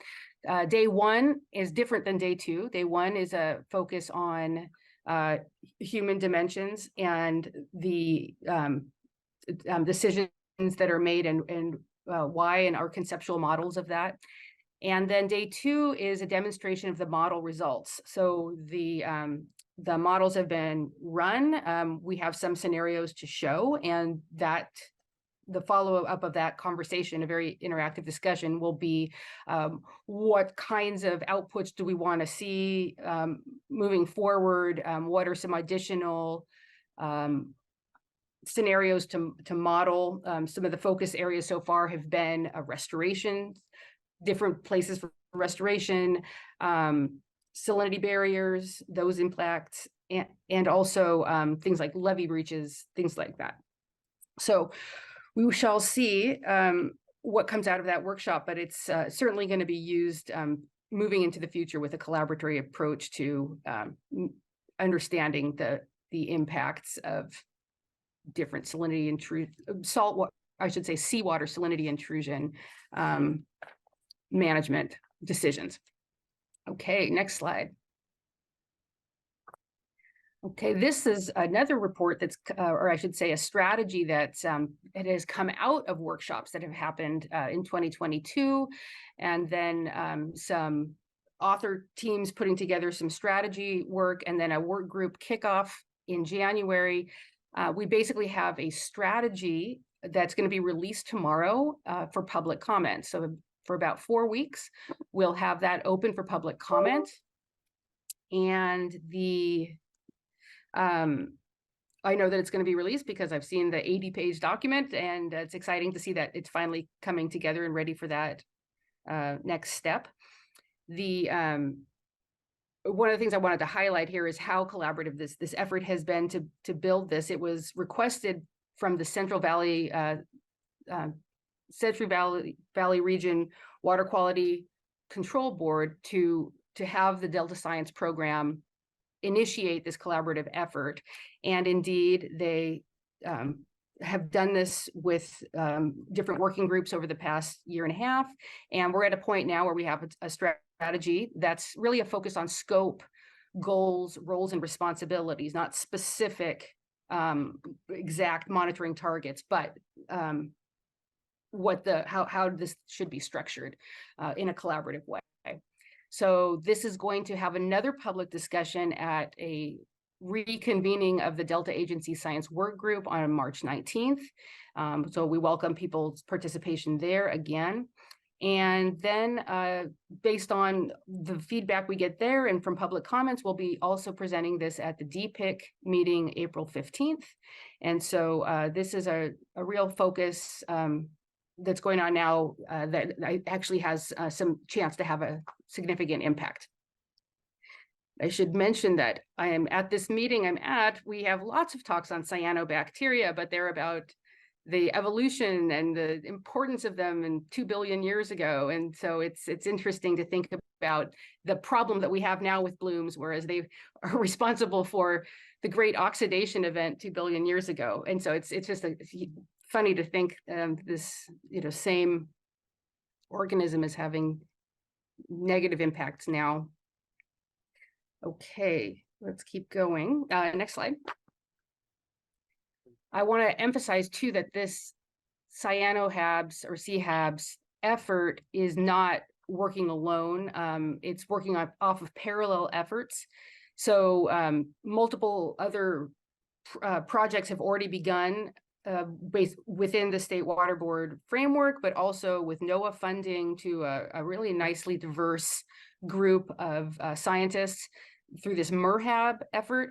And there's also monitoring within the Delta Regional Monitoring Program that's useful, that can be leveraged to move forward. And there's been a lot of community engagement. This is a very broad swath of folks that each one of these agencies may have 1 to 5 people that have participated through this effort. So lots of community buy-in so far. And the next slide. I wanted to also point out that the Delta Plan performance measures, which are, consolidated by for the Delta Plan, and basically for revisiting the Delta Plan in terms of successes over the last 5 years and so on. There's a dashboard where we actually do track different data sets on harmful algal blooms. And the data, I've just put some screenshots here that Martina Kohler sent to me, but I want to emphasize that we do have a record of data that you can link to through the Delta Science Council's website. And then, I think if I didn't make the case really clear, we're not going to be focusing on just all HABs, harmful algal blooms. The decision has been made to focus on cyanobacterial HABs, not all, because the biggest problems that we have in the freshwater delta is the microcystis and some other cyanobacteria, but that's the focus, not all HABs. And so the framework is based on being able to address that particular problem better. Thank you, Edmund. Can I get the next slide? Okay, and then there is another Delta Science Program co-convened workshop coming up with the Coastal Marine Science Institute at UC Davis. Edmund Yu is on the planning committee, so he would know more about any details. I want to just highlight that it is focused on food webs, and it will be leveraging many of the ideas and discussions that happened during the past DISB food webs workshop that was in November of last year. And Edmund, do you want to say anything about it, or would you rather just take questions later? You covered the basics. I can take any questions later. Thanks. Great. Thanks, Edmund. Okay, next slide. Okay, peer review. So this is another central function, of course, of the Delta Science Program. And there's 2 that are actively ongoing, and then there's one that would likely start next year. It's not going to start this fall. We don't believe it. It would probably start early next year. So the first one, which is almost done, is the fish and aquatic effects analysis for long-term operations. This is the Bureau of Reclamation has asked for this, and is a review of of listed species. So for example, sturgeon, steelhead, salmon, smelt, and it's a review of long-term operations that related to things like habitat, food web, fish biology, population dynamics, and hydrological dynamics. And so that's the scientist team that's doing this external review. The submissions are coming in right now and into March, and it is expected that the review is actually, or the report, I should say, is actually released in April. So that looks to be on target. And it's good to see the interaction that's happening to make sure that comes out on time. So another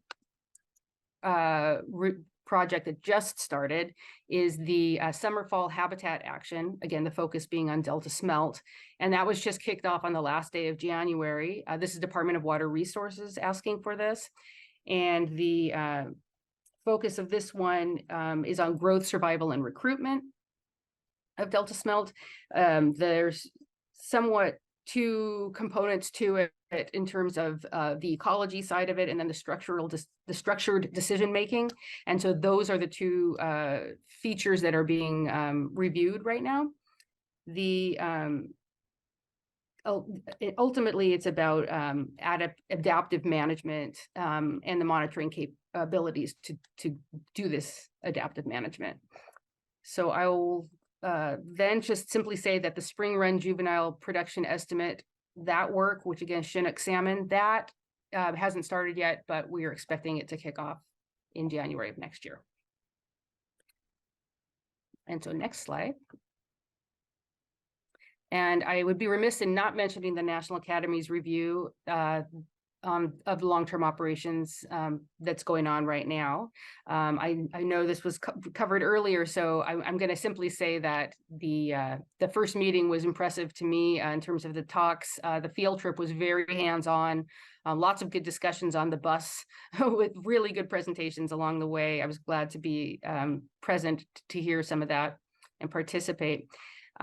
This is, again, the first cycle in a biennial review sequence of reviews, and the focus again is on Old and Middle River, the Shasta cold pool management, and the summer fall Delta smelt habitat approaches.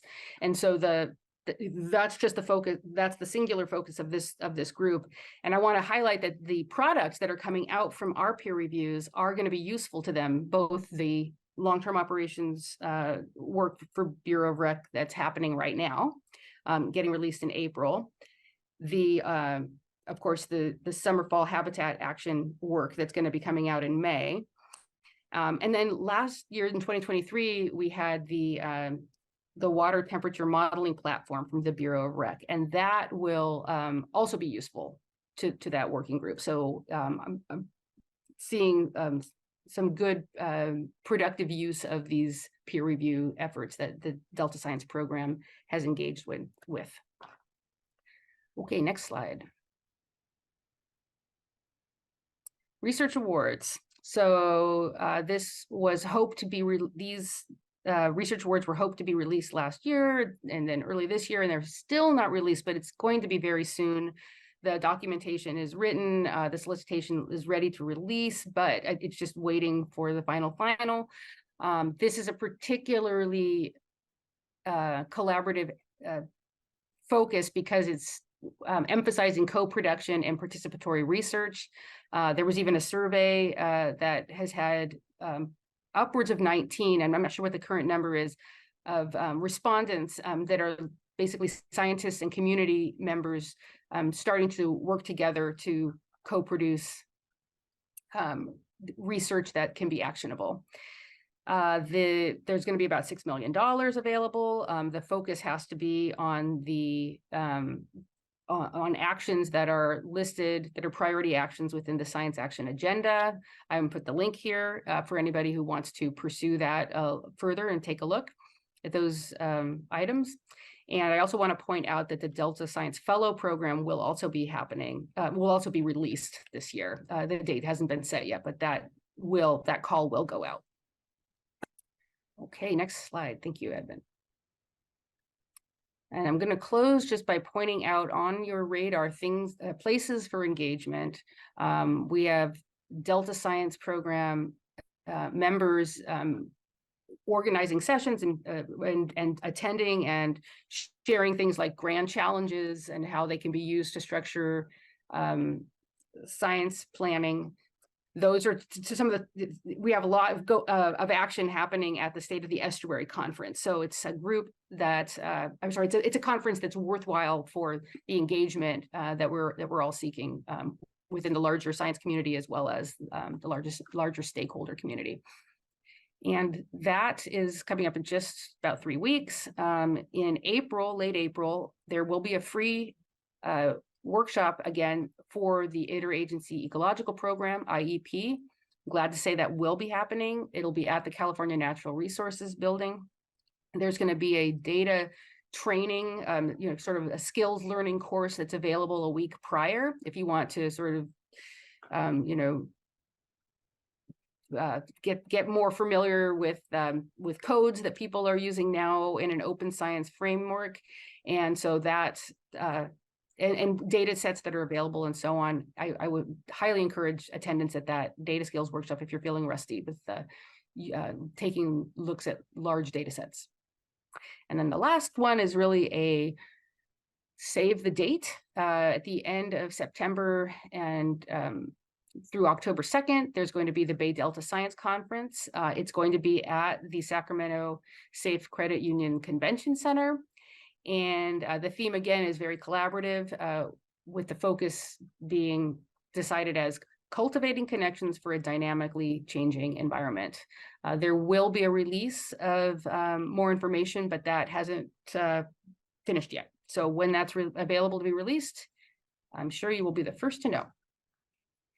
And the next slide, please, Edmund. And I will take any questions at this point. Those are my brief highlights for sharing on today's Independent Science Board call. Oh, thank you, Lisa Marie. That was very informative. There's plenty going on. We can see that. And I just want to, before I forget, mention that there's a copy of past Delta Lead Scientist reports to the council in your meeting package for the ISB members. And also, before we ask questions, because this may influence your questions, we're looking for a volunteer to contribute to or lead a review to comment on the harmful algal bloom plan that's being released. So, or participate in the DPIC Delta Science Agency work group on that. The board has had an interest in harmful algal bloom issues. And so we already have one volunteer. Anna Mikulak has agreed to contribute, but we still need at least one other person to contribute to that if we're going to be effective in reviewing that in the time frame. So with that, I now open it up to any clarifying questions, and folks can think about being a volunteer. Now they're afraid to raise their hands.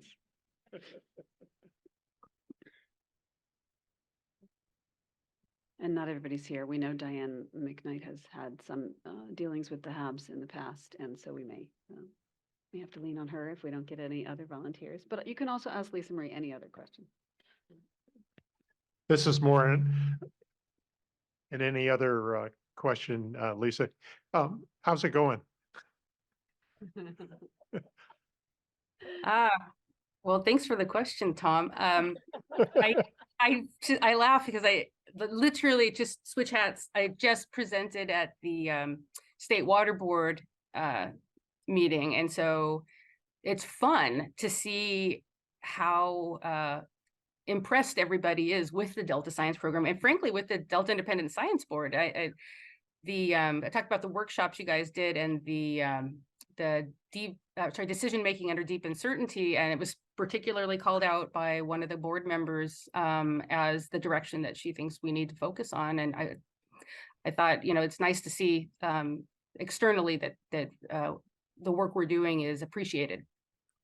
So I'm enjoying it so far in the sense of I didn't really know where all the links were to other agencies, and now I'm starting to learn that.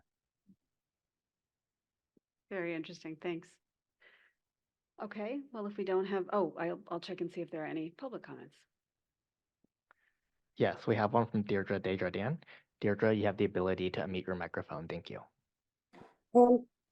Yeah, I'm excited that Dr. Wyndham Myers is at the AGU conference on ocean sciences. And I wanted to suggest going to the talk by Professor Matt England, a researcher, leading researcher on ocean variability. And the extraordinary heat wave in the North Atlantic. He's going to be presenting the preliminary results. There's been a step increase in global surface temperature this year, and there's research that showed that it's unlikely it to be solely due to El Nino. They looked in a large ensemble of global climate models and found that almost none of the models had the kind of step increase that we saw last September. And I've also done an analysis, which I need to finish writing up and get to the Delta ISB, and I'll get to you as well, showing the step increase in 2013 in temperatures across California. And I believe it's associated with a step increase in temperatures in the California current. And it's also associated with a step decrease in precipitation. And if you do a Mann-Kendall trend test on a nonlinear curve fit, the lowest curve fit to the precipitation data, it does show a declining trend in precipitation. The Department of Water Resources used a 30-year moving average and did a Mann-Kendall trend and found no trend, but the 30-year moving average is just too insensitive to capture the step changes in temperature that we're seeing. And we're in the middle of climate change, and I hope that it's possible to get this information to you. There's a whole line of peer-reviewed research. I've done it. I've started doing the analysis on the global climate data, it's across Western North America that we've seen the precipitation decrease. So it's likely associated with the decrease in the Southwest. But I think it's really important to connect this with the trends across Western North America and the global trends that we're seeing. And I hope there's a way to engage with the Delta Science Program on this. Thank you. Yeah, thank you for the comment. There's a whole session on marine heat waves. So I'll take a look for the colleague that you're mentioning. And, I think there's been really nice work by Jim Klern showing those oceanic drivers, permeating up through the Bay Delta and having effects. So there's a lot of interacting components. I'm glad you're bringing them up. Thank you. Yes, thanks. And thanks, Lisa Marie, for that very informative report. We're going to move on now. We can send you back to your conference, and thank you for joining us. All right, I hope everyone's ready for this. Our item agenda 6 is the Delta Conveyance Project Final Environmental Impact Report review. So you will remember that the California Department of Water Resources released the final environmental impact report for the Delta Conveyance Project on December 8th of 2023, and then certified the report on December 21st of 2023. And what we're going to discuss today is preparing a review that would be a description of how they responded to our comments on the EIR. But because it has already been certified, we recognize that we're no longer within the CEQA process itself. That part is done. And so, and there's no formal comment period. However, this ISB memo could help inform other parts of the decision framework that will happen before this project would be fully approved. And in the past, our memos have influenced those decisions, have been cited in documents that were used to support past decisions. So it's not it has a use and an application, but it's not officially part of CEQA. And we decided at our last meeting to proceed with identifying a subset of science issues of concern in the event that they're useful for informing project decision-making. And so, we're just going to prepare now for a discussion where we talk about the responses to our comments and any lingering concerns. And last time we talked about there being 2 categories of concerns. So the main one being, CEQA draws some pretty bright boundaries around what can be considered or how effects are considered.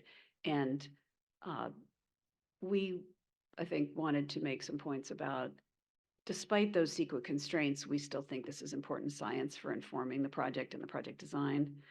So those are one category. Are there major data or information gaps that could inform other parts of the decision process and engineering design? And then the second category would be if we made more specific comments, or we made any kind of specific comments about a science issue that we thought should be corrected or addressed or updated that wasn't responded to. And so those are the 2 types of things we've identified so far. But I think more generally, I'm very curious. We asked all the board members to look at their portion of the review that they looked at and see how well they thought the comments addressed their part. And so we also need a discussion about, what does our review really look like? What kind of issues are we identifying, and how substantive is this review going to be? So all that is on the table.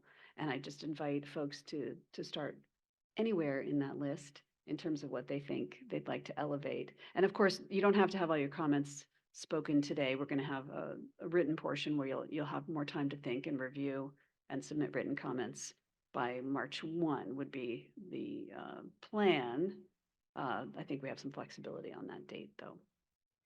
Okay, now I open it up to comments. Who would like to go first? Kenny, go ahead. So just in general, and I discovered this and Bob discovered this independently, do read the common responses documents. That's where substantive responses are made, as opposed to the tables where it looks like they just keep putting it off and saying, look at this document. Look at the common responses. It changed kind of my opinion of their responsiveness to a lot of our comments and other people's comments. And at first I only used the table and I was a little upset on the plane. And then I read the common responses and I still have more to go. And they're quite thoughtful in the common responses where they lumped common comments across commenters. So instead of addressing each one, they put them together and called it a comment. So anyway, just in terms of before you make big decisions, do look at the common responses, because I found them to be much more responsive and explanatory than I had originally thought.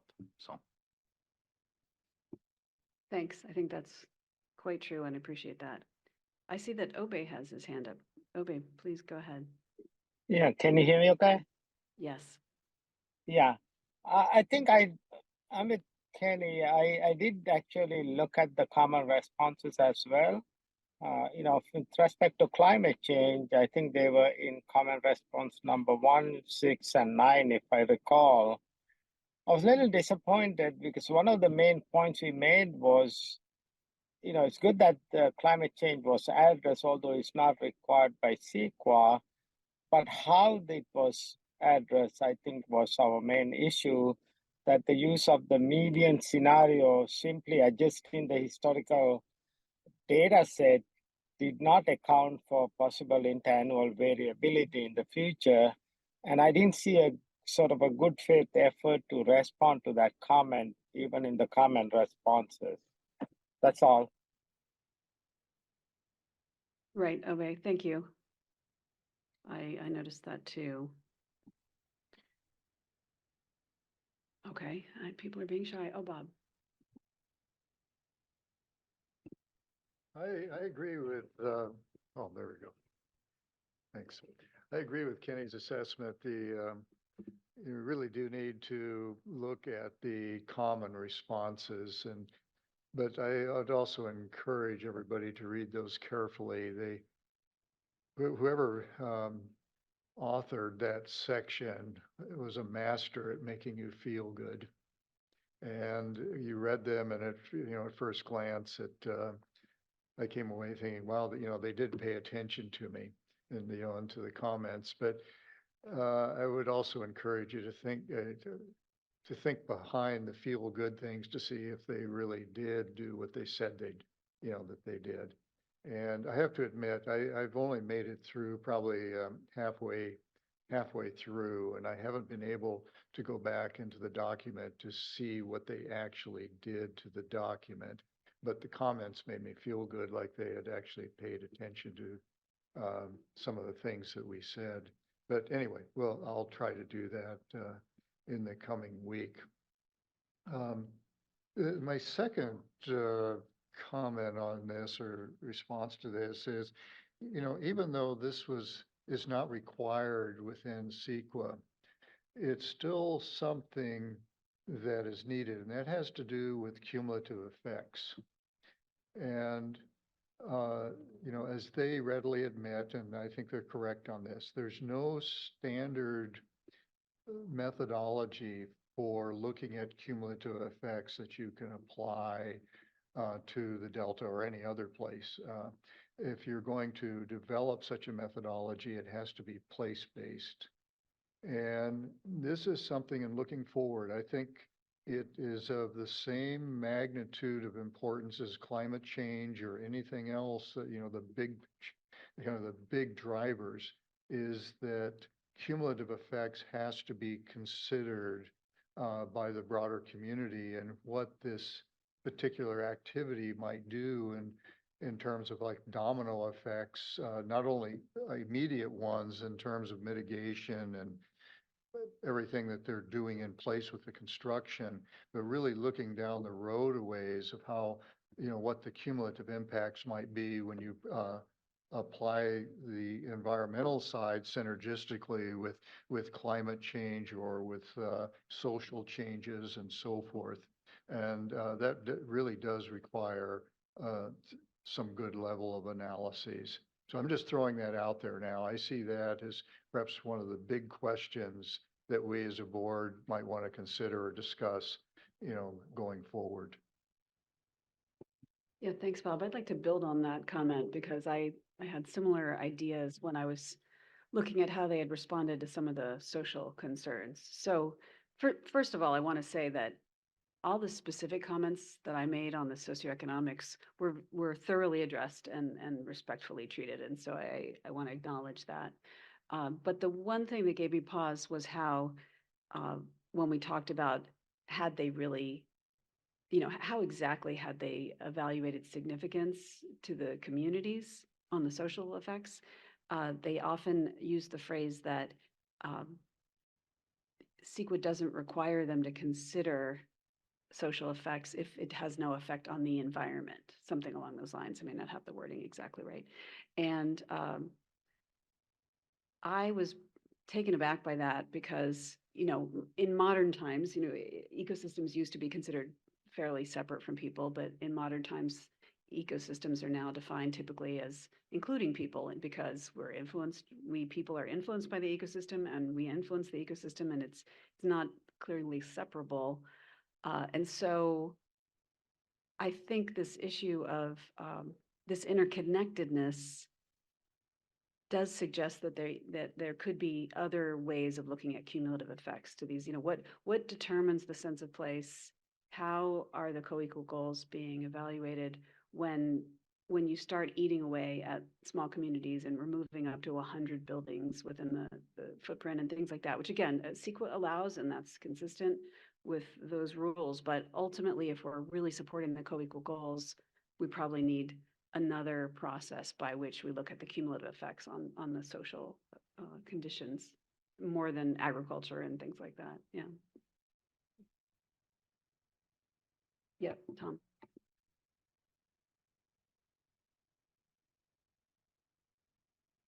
Yeah, unlike Bob, I didn't feel good. And I think to make my comments clear, what I should start with is a brief description of what the seismic hazard is in the Bay Area. That's the subject that I addressed in the review and looked at more carefully and how they amended the document.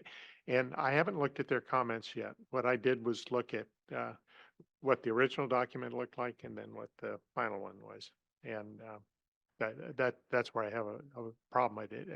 It didn't seem that the hazard was addressed that well. So let me begin by trying to be brief about what the seismic hazard in the Bay Area or in this part of California is. We have the major fault plate boundary with the faults, the San Andreas and the Hayward that you've all heard about. And that system pretty much stops before you get to the Delta. But you still have some strain going on. And there have been quite a few studies that have tried to characterize the seismic hazard of those major faults that I just named. But what's going on over there has little to do with the Delta, because the Delta is confronted by faults that are just not that active and very hard to characterize. There's clearly a seismic hazard in the Delta, as that earthquake in October revealed, but it only points a finger at it. It doesn't really help us characterize the hazard. And there are other faults like that. There's a little bit of historic seismicity. There's an earthquake in Baccaville in 1892. So there's reason to be concerned about the seismic hazard in the Delta. The challenges, and they're confronted with, is how do you define that? And that was the purpose of the DREAMS study that Erin was talking about. It focused on the Delta and it tried to put a quantitative measure on the risk that we're getting of, or the hazard that we're getting in the Delta. So that's the seismic hazard in a nutshell. What they do in the report is it's kind of nuanced, but they spend some time talking about the studies that have been done of the big faults to the west of us, and leave you with the impression that it creates a seismic hazard for the Delta, but it really doesn't. Even in the DREAM study, those faults didn't play much of a role. So we're left with, in two of the chapters, the focus is on that study. But when it comes to the geology and seismicity chapter, they acknowledge the DREAM study and talk about it. So the proper analysis of that seismic hazard in the Delta is in there, but it's conflated with that hazard that we have to the west.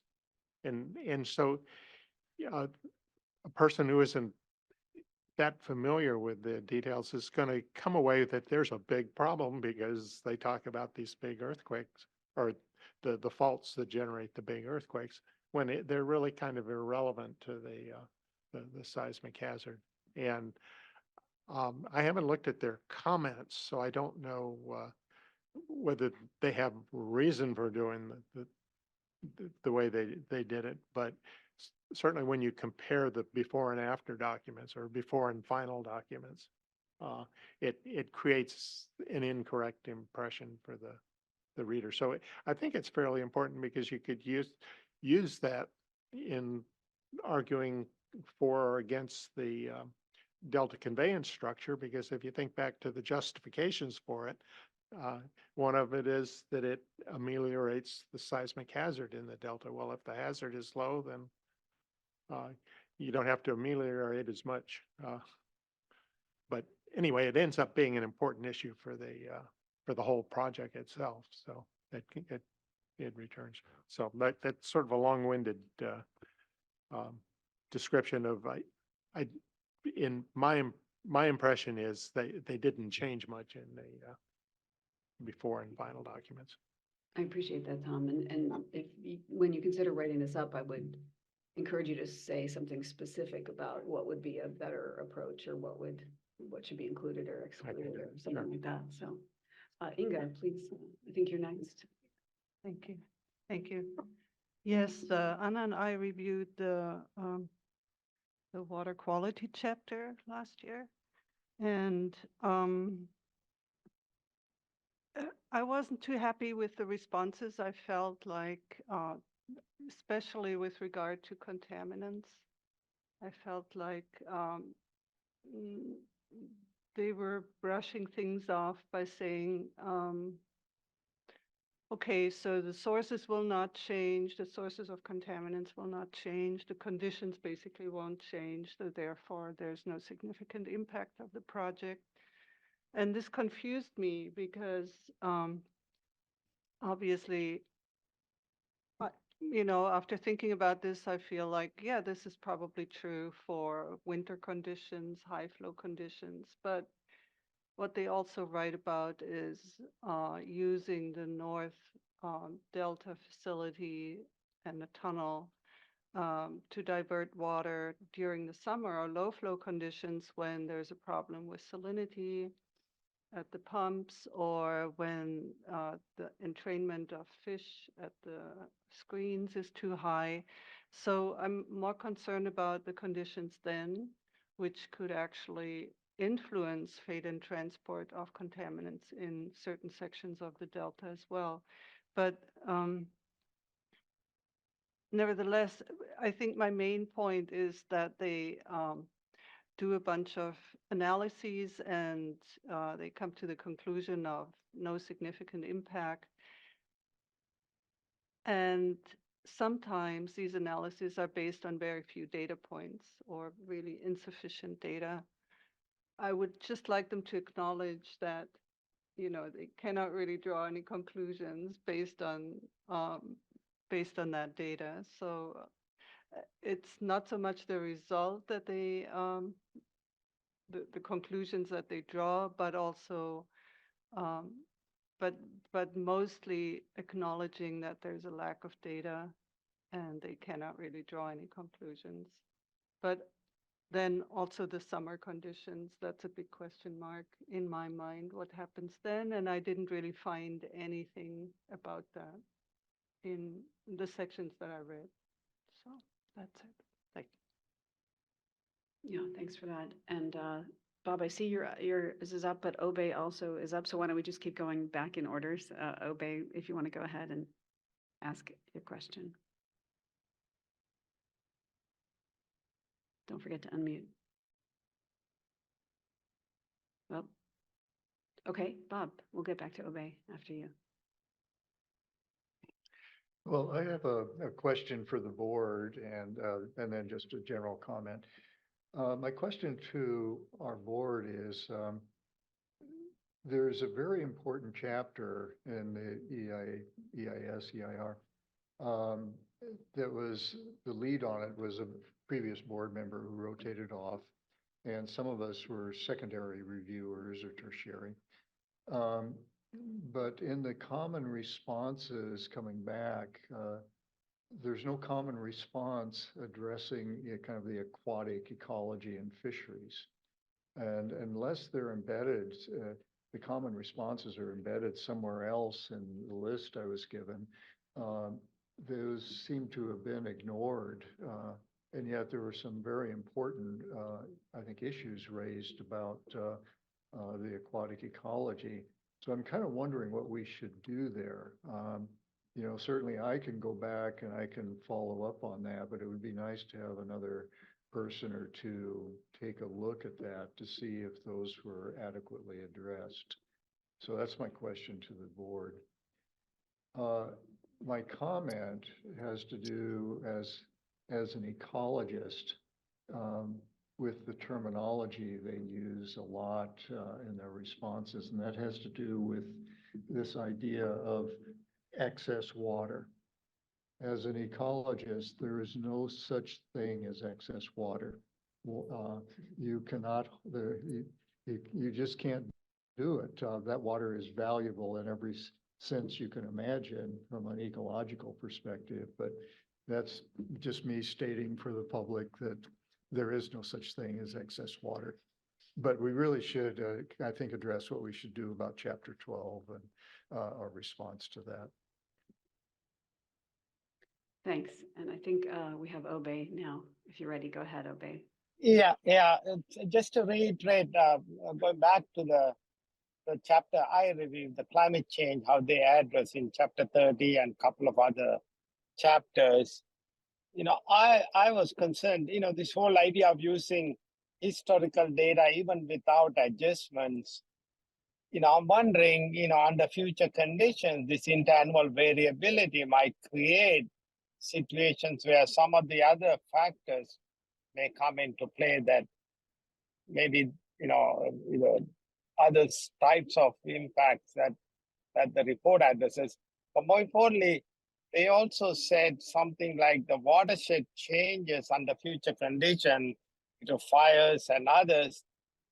If they were to address that, they don't know how to predict that would be speculative.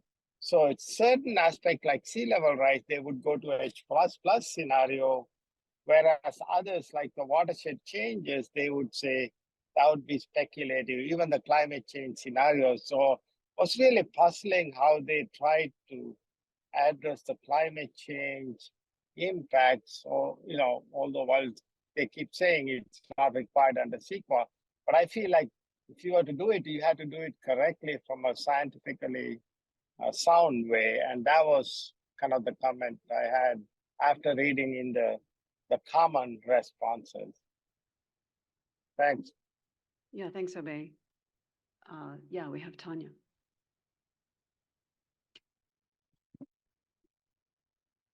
Yeah, I might be restating a few things that have already been stated, but from my perspective, and I haven't read all of the common responses thoroughly, so I'll just put that out there. I did mostly focus on their specific responses to our comments in the table.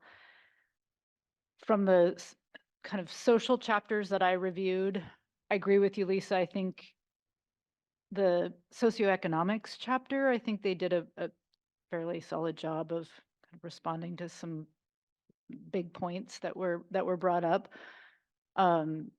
Some of the others I was maybe a little less than satisfied, and it wasn't that they weren't considered, and I think you can kind of pick that up in the common responses, that there is clearly consideration given to a lot of these comments, but many of them it was, well, this isn't required by CEQA, so really there's nothing we're going to do about this or can do about it. And it would be easy, I suppose, to kind of go through and say, well, they didn't do this, this, and this, but that's kind of death by a thousand cuts type of thing, and it might not really give the impact that we want in this type of response to our response. So I would encourage us to kind of think about, and I've heard this already from the comments that have come up. What are the big issues that seem to be really important for informing decision-making, the operations, as you've said already as well. The one thing that I haven't heard discussion on, I guess, yet is our comments on the adaptive management approach. And I think there were, in the common responses, some more details than what I had seen in the original EIR, or draft EIR. But that might be something we want to just give an eye to as well, in addition to the various other things that I think have been brought up. I think that's a really good point. We had some strong feelings about their assumptions about mitigation effectiveness. Did you have something that you think would fit into the adaptive management on that, or is it a separate issue? No, I think that's actually a really good point. that's not something I've paid close attention to in the common responses, so I'd want to go back and look to see how that was dealt with, but it's worth, yeah, bringing that up in their mitigation responses. Yeah, and just to clarify, in case anybody's memory's faulty, Yeah. basically there's an assumption that many of the effects can be easily mitigated, and that ecological restoration and riparian restoration will all eventually be fully successful almost on an acre to acre basis. It's not always clear if there's a mitigation ratio or anything like that. And I haven't read all the common responses, but I did read a portion of the adaptive management common response, and it did not seem that they had deviated from that perspective in the portion I read, which again, I need to keep reading before drawing any firm conclusions. But I think that could be one of our big picture issues. Yeah. Because that is inconsistent with most of the science of how well mitigation works. Other comments? Well, does anyone else want to take on this question of what are some of the really big issues? I think Ope has clearly raised the issue of adequacy of, not adequacy, weather uncertainty and climate change issues, have really considered the variability fully for understanding the implications for both project benefits, project design, things like that. I think that's something. I think your point about the cumulative effects is another important one, and clearly the seismic issues and water quality issues, and there's generally a theme of some future effects and how you account for those, and whether it's through an adaptive management approach or, I hear that across some of the comments we've discussed. Right, and another connection is the fish, And the fish. because really the fish issues are a lot like our concerns about the VAs, and it's not completely unrelated, that if you want to be sure that your approach to operations is not harming the fish, you really need a kind of adaptive management approach. And it's not clear they have the capacity to, or the ability to even measure. Like, one of our comments was, we're not sure you have the right metrics, right? So I think that's still, again, we need to keep reading and make sure that hasn't been more fully addressed. But I think fish and other habitat mitigation may connect to the adaptive management. Go ahead. Can I say something to Yeah. that? Yes, actually, that was in the water quality chapter as well. One of our comments was, well, it's very much focused on drinking water components, issues, and not so much on ecosystem related parameters. And that I don't think they address that at all. So, yeah.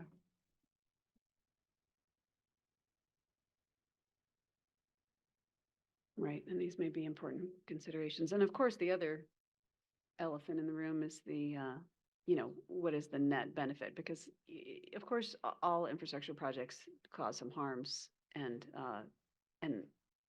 the question is, are the harms worth the benefits? And I think we also had some questions about, we haven't seen the other part of the picture here of what the great, what all the benefits are, and how it addresses needs to want to justify these harms. So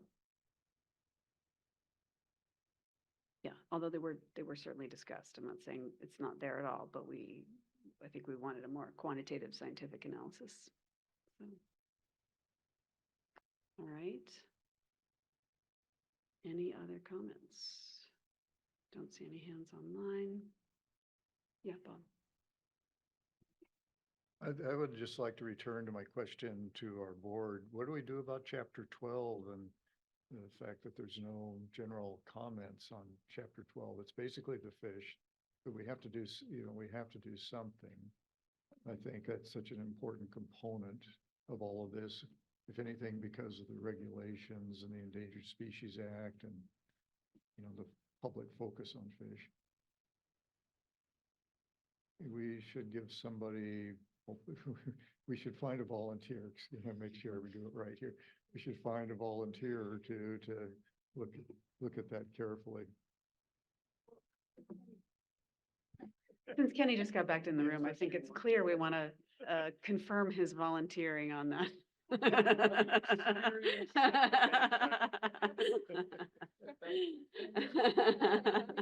What happened?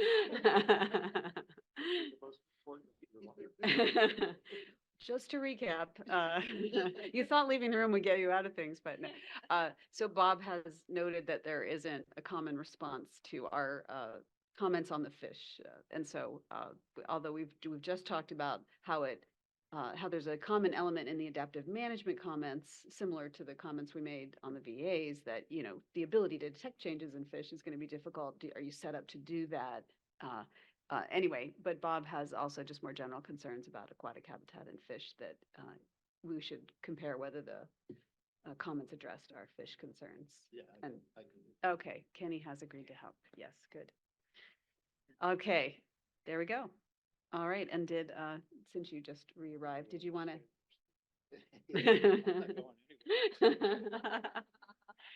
Okay, well, we are also on last call for comments on this memo. And so I guess we haven't really addressed the form of the memo. Well, Tanya just brought up some comments saying we should probably streamline our message to be most effective, focusing on a few big picture issues and not necessarily a bunch of small picayune things. And so I open it up again just to this. Do you have a vision of what would be an effective memo, and do folks have any comments? Yeah, go ahead, Kenny. So I apologize if you already discussed this, but I think what I would like to do, it was committee of one, I guess, is I would like to go and back and reconcile our comments and their responses, having a better understanding of how they organize their responses now, and see where we are on the spectrum of how responsive they were and how much of it's inside or outside of CEQA. To me, that would, and it's also delaying things, but those two things together, I think would help me think, should there be a formal response to this, or should we gather our information because it's due diligence and in anticipation of perhaps using that information later in the next regulatory step or the next statutory evaluation. So that's kind of where I ended up. I want to hear from others how much they addressed comments. I only looked at the stuff that I wasn't even involved in the beginning of the review, but I looked at only a slice, and I want to make sure I'm right about what they did. And that was where that common response document came in. So is it possible, and I don't know how we conduct ourselves that way, but I'm sure it will be told, to do a reconciliation of what's still remaining, what was well addressed, what was addressed but we still don't agree, or on the major stuff, and then see where we are. Maybe there's only 3 or 4 major issues left that we may not agree, but at least they gave us a rationale and a logic and explained why they did what they did. And, you know, maybe we can do it that way. And I know that means we wait. So I'm not sure that that's ideal, but we should be, I think, gathering our stuff and making an assessment now of what they responded to and didn't respond to. That would be, maybe we were supposed to have done that already, but I was thrown off by my initial reaction and then following up with the common responses and then thinking I better go back and look at this carefully. So that was my kind of. Yeah, I think that's a great point. I think the more I read, the more I learn, of course. We only had a very short period to create this review. It was not a charge review. It was, we're going to sneak into the public comment period. So I think we all acknowledge that we did not have time to read all 10,000 pages, whatever it was.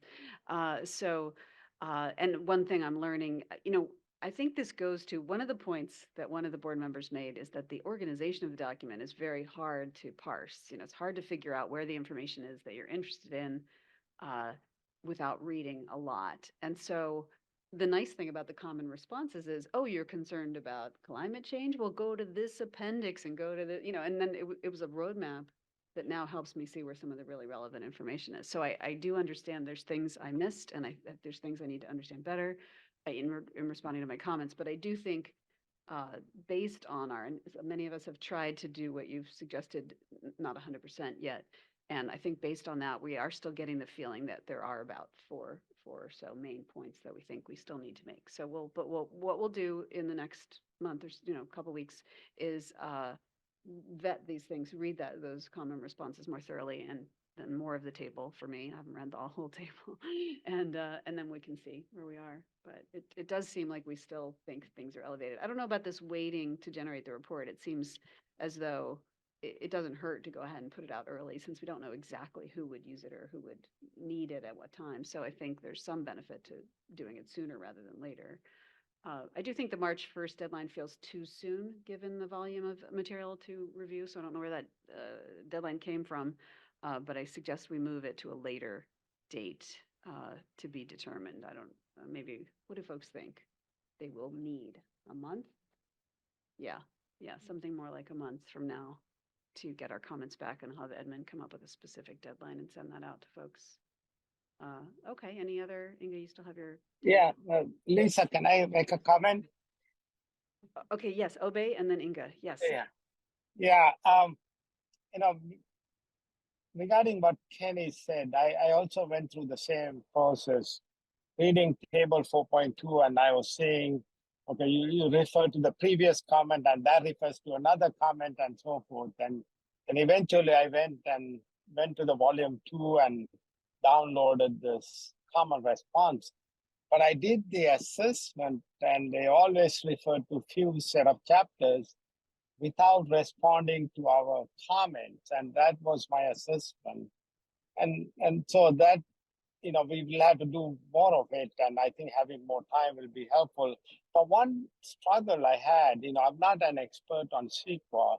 It's my understanding CEQA requires you to address climate change only if the project changes the climate system itself.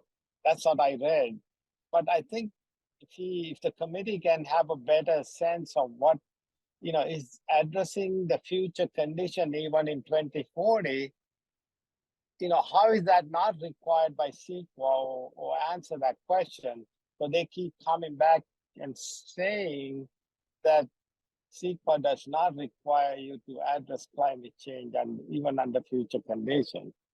I wonder if other committee members have the same impression, or maybe after they read it, they will have that. So I read the section on CEQA that they wrote in the common responses as well. Yeah, so I don't think any of us are experts on CEQA, and so I think we leave that to other folks with legal expertise to decide if CEQA requires something or not. But I do think we've probably all seen, and you in particular, Obey, have probably seen infrastructure projects that didn't take climate change into account and regretted it later, right? So, and let's also acknowledge that they according to them, they went above and beyond CEQA and did include climate change. So they had effects to 2040, and then they did a qualitative analysis of 2070 and a quantitative analysis for flooding effects to 2070. So we don't want to forget that. But yeah, I think maybe whether it's consistent with CEQA is probably not a major point for us. We just need to evaluate scientifically. Did they address the climate change correctly for the project itself, right? Non-CEQA type comments that we have, right? Precisely. Yeah, I think we shouldn't get into this should be in CEQA or this was in CEQA, because this is a legal issue that is beyond our control. But I think we can talk about a scientifically well-grounded decision-making process and what that needs. So I think that's where we go. Okay, and Inga has some comments. Yeah, just about CEQA. I mean, they always point out, or I read in a few places where they point out, oh, we went beyond CEQA requirements and these are the CEQA. So that's also in the common responses, which is very helpful, I have to say. I would, for my part, with regard to the comments, since we are all doing this exercise now and we're refreshing our memory and all that, I would really like us to collect everybody's comments and put something in writing at this time and not keep them for later, because then, you know, if we go back in a year or so, we'll have to do all the reading again. And I'm not too keen on that. So that's just my 2 cents on how to proceed. I appreciate those comments. Yeah, memories do fade. Okay, well, why don't we take public comments now, and then we'll see if there are any other. Yes, we have 2 public comments on this. We'll go in the order of the hands raised. First will be OSHA Missouri, followed by Deirdre Desjardins. OSHA will be giving you access to unmute your microphone. Feel free to introduce yourself if you want before providing your comment. Thank you. Good morning. Can you guys hear me? Yes. Excellent, thanks. OSHA Missouri, and I'm here on behalf of the local agencies of the North Delta, which is a coalition of reclamation and water districts in the northern part of the Delta, but I've worked with a lot of different Delta entities, and I just wanted to you know, give you my appreciation for the comments that you already put together. In addition to the discussion you're having now, I think it's really important that you all weigh in with your various expertises. And, you know, I am a CEQA attorney, and, you know, the question of whether something is covered by CEQA or not, I guess my own view is that I don't think you guys should worry too much about that. You guys are experts in your fields. You're giving comments that are relevant, in part because the environmental review process under state law, CEQA, is just one of many different steps that this project would have to take to ever come to fruition. So in addition to the CEQA review, there's also the NEPA review, which is incomplete. And then there's also all the other permits from Clean Water Act fill permits or discharge permits or the species permits, all kinds of different permits that they're nowhere near getting. But so I think the value of your comments, you know, you may not know the relevance of the comments you're making. And then in addition to whether they were relevant or not to a specific permit, you know, in addition, like I think it was alluded to, you know, this is a major investment being proposed that would be operational for, you know, many decades. And so there's just kind of the public policy and public information and decision maker information that might be important. So with respect to the cumulative impact discussion, I mean, I think the future climate change scenario type issue is, you know, even if this project might not in itself make a major change to the climate, it does have climate change impacts because there's so much greenhouse gas emissions from constructing something of this magnitude for one thing, and continuing to operate it with all the energy demand that it would have. So I would just think, you know, and I would say the organization of the document makes it harder probably to do what you're trying to do with the tables being not labeled and all that stuff. So I really, you know, having tried to read through those documents myself, you know, I'm sympathetic to that. And so I would take the time you need. With that said, I think having a written work product would be valuable to all of us who work on these issues and the agencies that are going to be asked to make. If I just might briefly conclude, a lot of different decisions. Yes, go ahead. Sorry, about the project. So I think that, yeah, that's pretty much it. Thank you for the opportunity to comment. Thank you, OSHA, for that perspective. Yes, and we will leave the CEQA compliance to you. Yeah. Next. Next will be Deirdre Desjardins. Deirdre, you have the ability to unmute your microphone. Thank you. Yeah, thank you. I did want to remind you that the issue of DWR saying the purpose of CEQA is to consider the effects of the project on the environment and not the environment of the project on the project. There's a history, and they said that with the Delta Independent Science Board review of the Twin Tunnels project, and they expressed huge concern, saying, Vince Resch summarized it up, saying, in general, we felt the revised DIR-EIS provides only the information and analysis that are legally required for such documentation. To the Delta Independent Science Board, this falls far short of what is needed to assess the project's effectiveness, to determine how uncertainties will be addressed, to determine how anticipated events will be dealt with, or to determine how the project outcomes will be affected by climate change and sea level rise. And it was based on my testimony for PCFFA IFR in the water fix hearing that they failed to consider or model impacts of high sea level rise on the project. That it was the staff draft report was they failed to meet the best available science requirement. And the Delta Independent Science Board, I'm very concerned that you haven't got a briefing by agency council on the best available science requirement in the Delta plan, and your review isn't even being considered. But that was critically important in the last iteration. And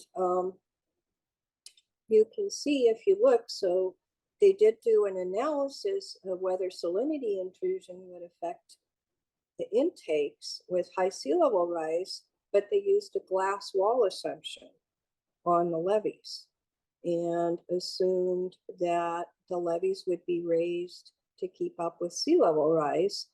And yet the Delta Levees investment strategy shows that isn't necessarily the case. And in fact, it's prioritizing urban levees in Stockton that are going to require $1 billion of funding, and it's not allocated yet. They haven't been successful in getting either state or federal funding to really adequately upgrade those levees. So there's a gap there. And similarly, there's a gap when they say, oh, it's too speculative, the effect of climate change on drying the watershed, and we've seen these increased temperatures. In your own process, DWR said, oh, there's no reduction in stream flow using this 30-year average in a long-term linear trend. And it's just not sensitive. We are in the middle of climate change. More sensitive analysis by the U.S. Geological Survey for the Colorado River Basin have shown huge decreases in stream flow in the Colorado River Basin, and we just haven't done those kind of analyses for the Sierra. And so, again, it's a gap, and I did get some of the research. The variable infiltration capacity model is only calibrated on 20th century data, not on, we've seen an increase of 3 or 4 degrees centigrade in, 3 or 4 degrees Fahrenheit in mean temperatures, not just heat waves, but mean temperatures. And it's just not being taken into account. So I thank you for letting me talk for a little longer than 3 minutes. But I hope that at some point, maybe you'll allow people who aren't DWR to give a presentation on their concerns about the climate adaptation planning and the alternatives, because it's failing as a climate adaptation project, not just for not failing to consider these impacts on the Delta communities, but failing to adequately consider sea level rise, drying of watersheds, and also the observed trends in precipitation on the CMIP are different than those in the CMIP 5 models that they used for the modeling. So they're not adequately taking into account uncertainty. The state water contractors asked for a single number for yield, and it's being used. And there's too much uncertainty. We don't know. So I'm very glad you're looking at this. I think it's critically important. I'll send you again my blog post. I spoke to the ISB in 2021, but that was a while ago, about the past review and what happened. But we're seeing the same thing again. And it's just critically important that we get this right. Like I said, it's a $16 billion project, and it's a lot easier to address this stuff. Like if intakes aren't far enough north to address it before you poured all the concrete in the ground. So thank you. Yeah, thank you, Deirdre. You raised many important issues, and we share your concern about climate change being adequately assessed. And there's a lot there to unpack. You brought up many good issues, and I think many of those are on our radar. And we don't only listen to what the agencies provide us. That's part of the reason we have such a diverse board, is we bring experience from many other projects and many other studies. So appreciate what you're saying, that we need to look broadly at the potential risks. So thank you. All right, are there any last comments from the board? All right, if not, then it's time to break for lunch. It's 12:15, so we will reconvene at 1:15 after an hour lunch. Thank you all.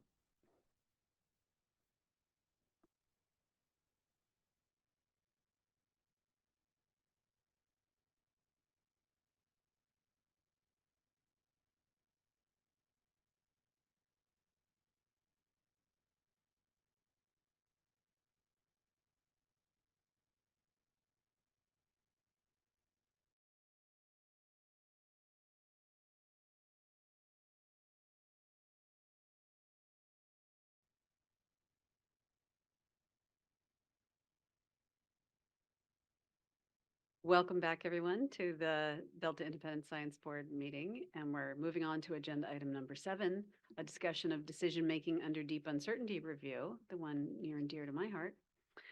So first, just a few general updates. The Delta Independent Science Board has finalized the prospectus, hosted a seminar series in 2023, and is conducting an inventory and analysis of scenario planning as it's used in the Delta and the region. And Kyra Wallace is helping to prepare a synthesis of the seminar series under our direction, and we'll have a document on that in the not too distant future. And now we have some interim results to share with you. So we have an overview of this inventory and analysis of scenario planning, and we have 3 presenters with us today: Shoko Shinbrot, Lillian McCormick, and Kristen Kabua? No, Kyra Wallace. Okay, sorry, I guess we made some changes. And they've really taken the lead on this inventory analysis, and they're going to be sharing those results. And then also, what happens next is we'll be moving forward with interviews to fill out some data gaps in our understanding of how scenario planning is being used. So with that, let's turn it over to Shoko. Okay. Thanks so much, Lisa. And I just briefly wanted to start this presentation by recognizing and acknowledging the tremendous amount of enthusiasm and intellectual humility that we've all taken, particularly my presenters, Lillian and Kyra and Christine, who can't be with us today, as well as the support of the ISB in getting the review to this point. So next slide. So as a reminder and orienting you to deep uncertainty, you may remember that it includes unpredictable events, such as unknown unknowns or kind of rare extreme events. And considering deep uncertainty helps us do a number of things, including anticipating and responding to such events. So as part of the Delta ISB review, we launched a two-phase approach, the first of which focused on examining scenarios that are being designed and developed to address uncertainty in the Bay Delta region. And note that scenarios are kind of commonly used for supporting future-oriented thinking as a way to understand potential outcomes of projects and policies and to identify changes in social ecological systems. So phase one is what this presentation will primarily be about, and it's going to be supported by phase two, which will be the application of the scenarios in decision support through interviews of scenario designers and users. Next slide. So how did we do this? We conducted a team-based review of 18 recent scenarios, so from 2017 onward, which were selected after a formal review process of Appendix A of the Delta ISB DMDU prospectus, if you're interested in looking at it. We developed a code book to ensure consistency of data collection that we were getting from each document. And then the questions were they were predefined, but then iteratively updated throughout the process. And 4 of the articles were analyzed by all of the team members, and then the remaining 14 articles were analyzed in teams of 2, which we rotated to minimize biases in coding. And then finally, we took analytical memos throughout to kind of document our rationale and if we needed to recode things. That's all I have to say about that. Great. So without further ado, what did we find? So let's start with a little bit of background on what were some of the general patterns that we saw in the scenarios. So one of the very first questions that we analyzed was what were the research questions or motivating objectives that the authors presented. So you can see in the word cloud to the right a few of the major frequencies of themes. You can see water was a major concern, specifically water supply and water quality. We also saw strong interest in understanding future ecological conditions as climate change progressed and how these conditions might impact land use. And some scenarios emphasized that the scenarios were intended to understand risks and support decision making. Next slide.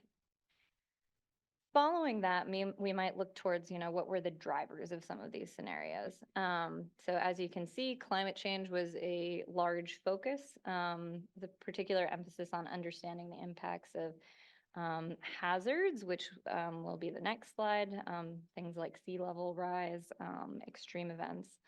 And likewise, there was a strong interest in evaluating how changes in land use and management actions would affect future outcomes.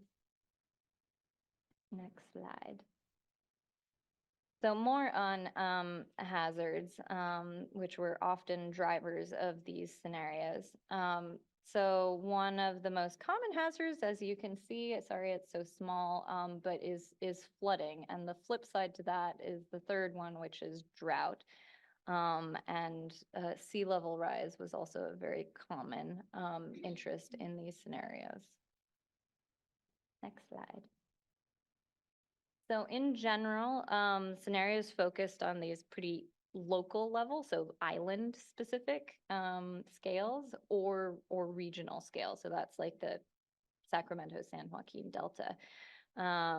Although there were some that did not actually specify what scale, and there were some that were at the statewide scale.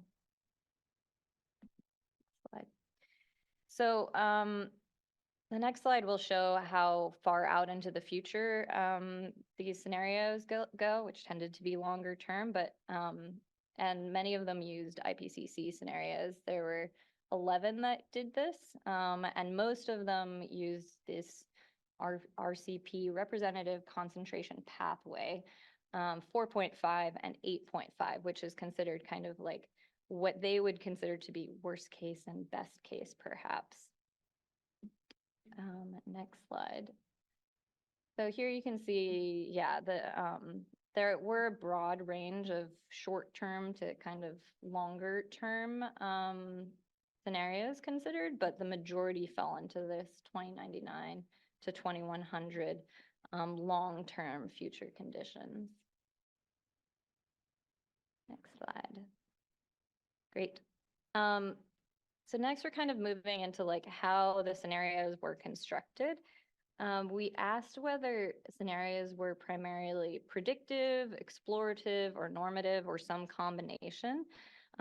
Where explorative are these things where they, present, for instance, a wide range of island uses, while predictive are more like forecasting water temperatures, and normative are kind of target-seeking scenarios, like a resilient delta. So with that in mind, we saw the majority, so 8 out of 18 were considered these explorative scenarios, while relatively fewer were normative or predictive. Next slide. Okay, getting into the meat of this.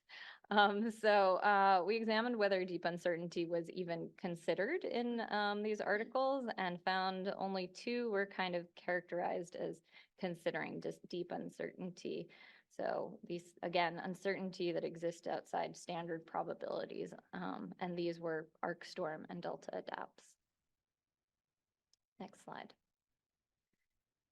But at least it was encouraging to see that, 11 of the 18 scenarios did describe uncertainty in some way in the text. And those that did used a variety of ways to typify and visualize uncertainty. And I am going to turn it over to William to tell us a little more.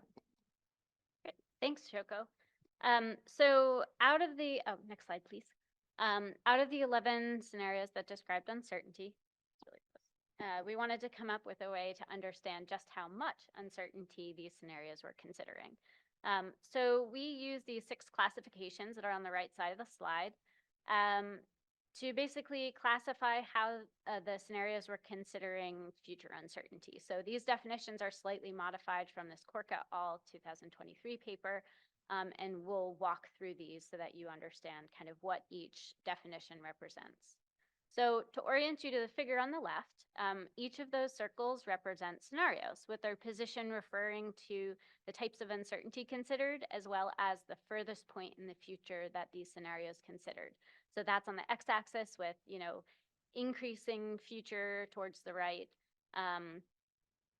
ranging from some scenarios considered kind of very immediate, so 2025 or, around that time point, and some all the way considered up to 2100.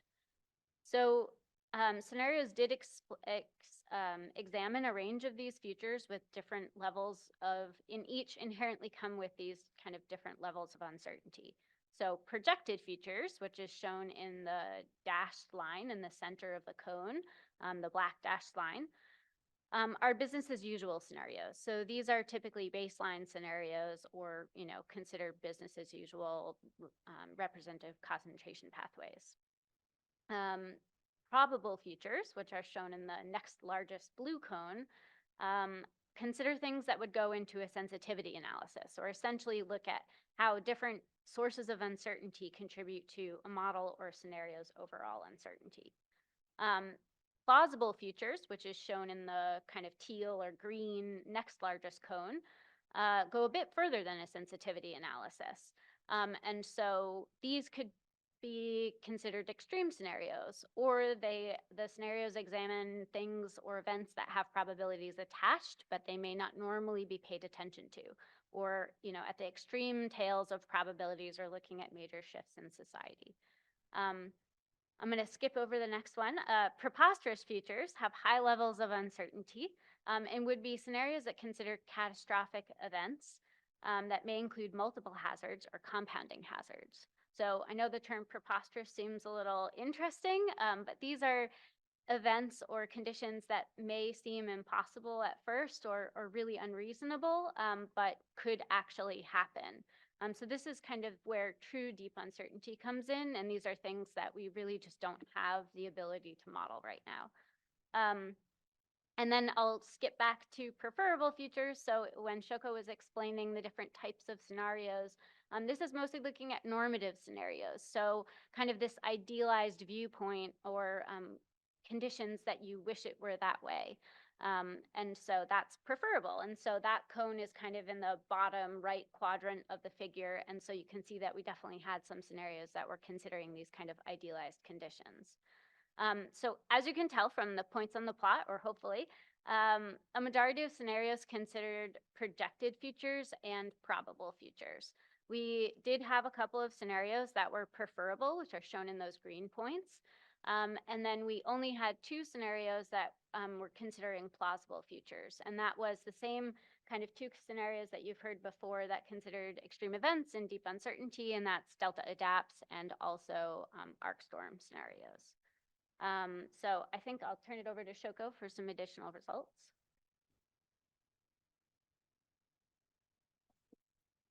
Great. So thinking more about like what characterizes these scenarios that we looked at, we also were interested in whether they considered trade-offs, which we're happy to see that most of them did consider trade-offs. And some of the major themes that were considered are on the right, which are typified in the word cloud. So, you know, agriculture versus urban, is rural versus urban, risk versus cost, supply and demand. These are kind of the various trade-offs that were frequently considered in the articles. And then thinking about, you know, not just climate change is something that is really something that we were interested in addition. So we were interested in looking at whether historic data was used to inform the scenarios and whether that was updated to reflect the changing climate. So the majority of scenarios did use historic data, although you see some did not. And for those that did, the majority did update the probabilities in all or most of the scenarios. Next slide. And then in terms of adaptive behavior or changes in policy, most saw it as a primary focus of the document, and a few saw it as a minor focus. And then those that did listed out these adaptive behaviors, things like water management, levee management, levee policy, investment, and agricultural changes. And with that, I'm going to turn it over to Kyra.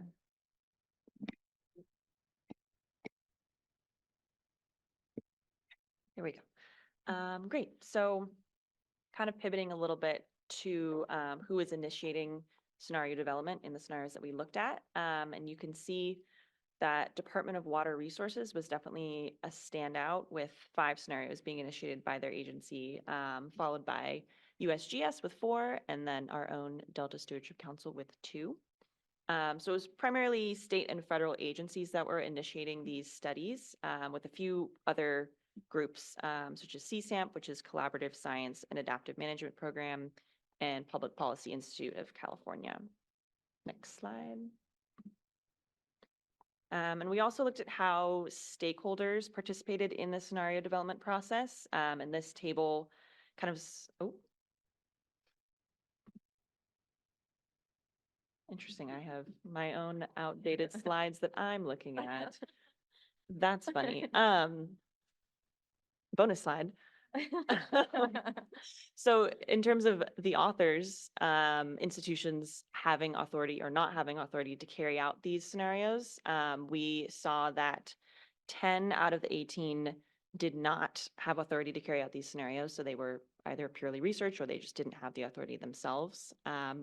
5 did, and 3 did partially. So a majority were not actually the ones that would be carrying out these scenarios that they were designing.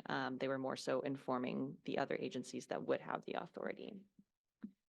Next slide. Okay, there we go. That's the one I thought I was talking about. So we also looked at how stakeholders were participating in this scenario development process, and this table kind of summarizes what we found. So only 3 out of the 18 scenarios that we looked at used some kind of stakeholder participation, and those were Frank's Track Futures, Climate Change Vulnerability Assessment, and Delta Island Adaptations. So these are just results from those 3 that we were able to find evidence of. And so in terms of how these participants were recruited, kind of ranged from community outreach to social media to targeted outreach.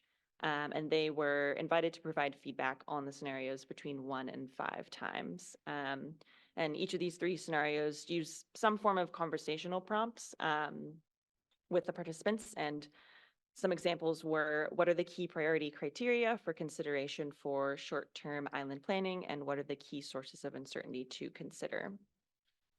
Next slide. And then in terms of how the participants were involved in the scenario development process, was a variety of ways. The word cloud on the right kind of shows the key terms that popped out. You can see idea generation, technical advisory committees were another popular one, participation in surveys with the local community.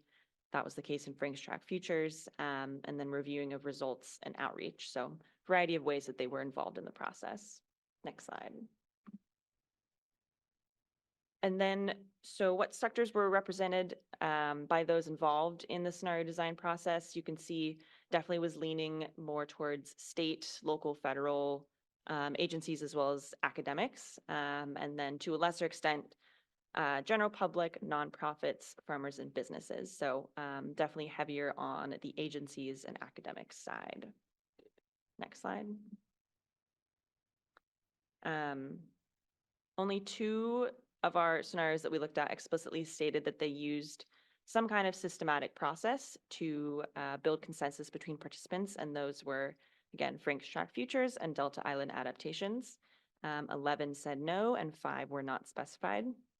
And overall, we found little information from most of the scenarios regarding stakeholder participation, with only 17% of the scenarios we reviewed having explicitly incorporated stakeholder input. So there was definitely a bit of a data gap in that category. And I think with that, I'm handing it back to Lillian.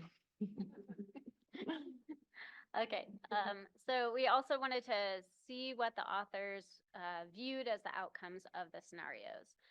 So through this word cloud over on the right, you can see a couple of major themes come out, which were land use and water management, climate adaptation and planning, climate change impacts on environment and habitat, and also climate vulnerability.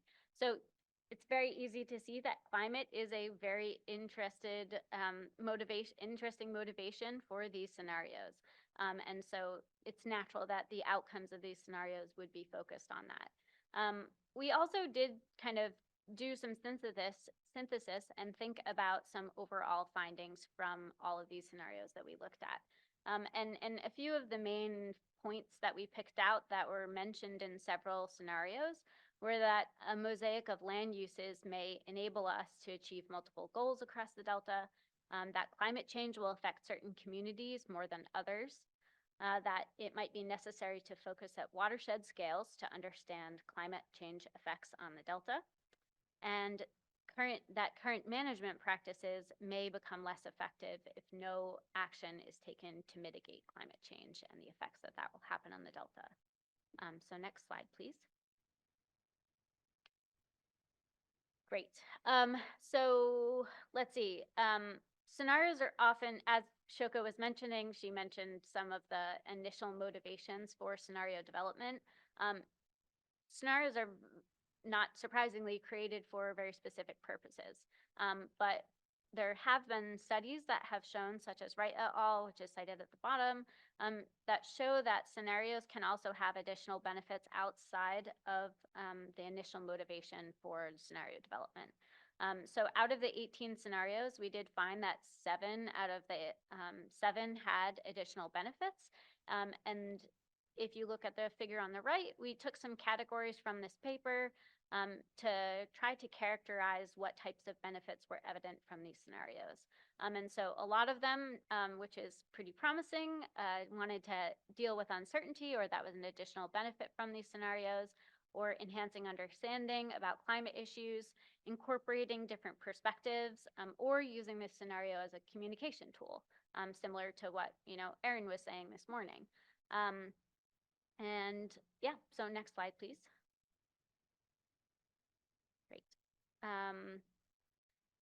Okay, so we really wanted to characterize, we were also very interested in learning how scenarios in the Delta were used for decision support. So the column on the left of this figure shows whether decision support was a focus of the scenarios. So this is also represented in the color, whereas yellow represents that decision support was a primary focus. The minor focus is represented in the teal or green color, and then if this was not a focus, this is represented in what shows up as kind of a purpley magenta color. And so what's promising is that most of the scenarios that we looked at, they were motivated to develop these scenarios for decision support. In reality, we then kind of looked to see whether there was evidence that these scenarios have actually been used or will be used in decision support in the Delta. And we did see that fewer had this as a primary focus. So there was less evidence that scenarios had actually been used for decision support already. But if you keep in mind, these scenarios are only ones that have been developed since 2017. So there's still plenty of time for them to be used in the future. And then we had 44% of the 18 scenarios did not show evidence that they had actually been used in decision support so far. And then I think I turn it over to Shoko for some conclusions. Great. Okay. So what does this all mean? So in sum, we can say that, few scenarios are actually considering or using deep uncertainty.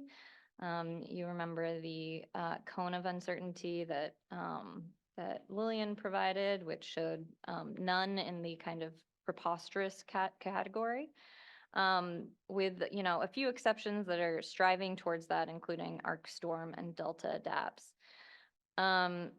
So this is perhaps, it's disappointing, but perhaps not unexpected.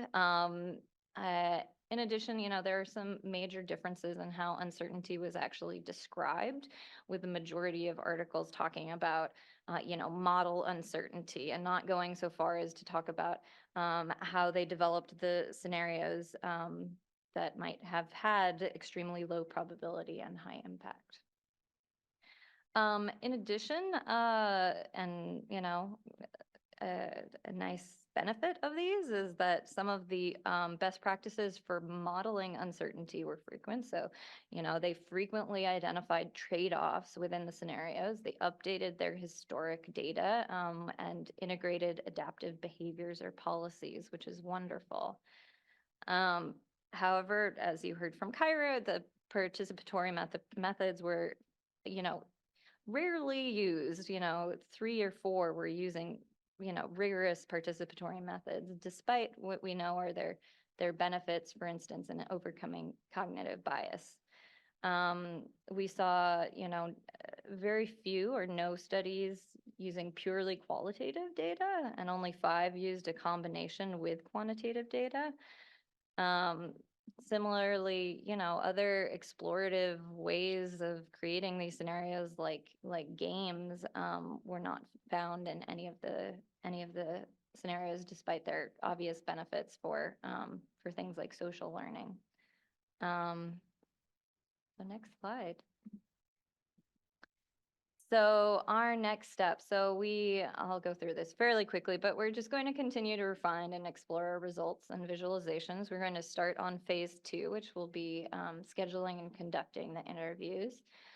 By May, we hope to finish transcribing, coding the interviews, and then releasing this draft for the ISB in July. And with that, I think our last slide is just to thank you all and ask if you have any questions.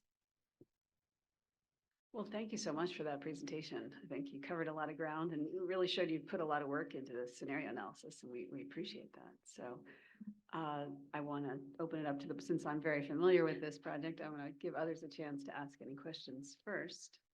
Is there? Yeah, Kenny. So 2 questions. I'm surprised you only found so few scenarios. So you must have had a series of criteria for including them or not? Because, for example, did you use the one that DWR used in the EIR? So, good question. We had a lengthy list of scenarios that are in Appendix A of the Delta ISB review. The cutoff was for recent scenarios, so everything from 2017 onward. And that was based on the public comment period. So other people actually referred us to different scenarios that they thought should be included. Oh, interesting. Because I can think of about 10 myself, but maybe they don't fit all the criteria. That's Well, possible. and you also needed to have some sort of publication or report on the scenario to review. So there might be some that Maybe just don't have that level of documentation, perhaps? Yeah. Is that? I'm just Possible. jumping Yeah, ahead. we needed to have a document that we were reviewing, so. And how did you decide whether a particular scenario was actually used to influence a decision? Because we've struggled with that for a long time. Yeah. Was it because it was cited in a decision document, or was it, how do you know that if it wasn't cited, it wasn't used? And if it was cited, it was used?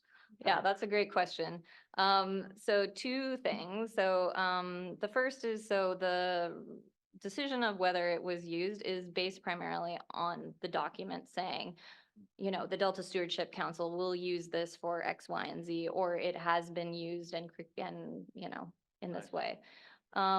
Of course, there are a lot of documents that don't say how they're going to be used, which is why we're doing this phase 2 to ask stakeholders, are you aware of it, whether this was used, you know, which might not have been documented in the literature review. Yeah, it's always hard to tell. Yeah, uh-huh. I think Thanks. we underestimate how much they're used. Some of it's a little indirect. I think the other people have, I had another question, but I can wait. That's not. Oh. So is the phase 2 going to be beyond kind of vote counting? You know, a lot of this was vote counting, how many did this, how many did that? And there's a lot of rich information on exactly what scenarios they actually did, right? Is that like the interview part or the? Yeah, so phase 2 is going to be interviews with both scenario designers and users. So it's going to be a qualitative analysis of the responses that we get to supplement this. I wonder how much consistency there is across the scenarios. It's one climate, right? So it's just, they're all sharing that. So I'm curious to see. Yeah. Yeah, let me just add to that, this is being particularly undertaken to understand how uncertainty was being dealt with, and specifically whether variability and deep uncertainty were being captured. And so it was less of an emphasis just to describe the content of the scenarios, but the drivers were meant to be part of that, part of this characterization that you're talking about. So, but yeah, we're certainly open to comments about other useful content, but that was the explicit focus. Yeah, okay. Tanya, did you want to say something?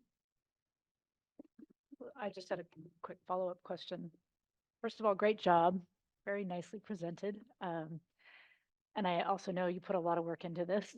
So this is a good, great first step. I guess I would just be curious to hear what your reflections are on if there was anything that surprised you in doing this coding of these documents, and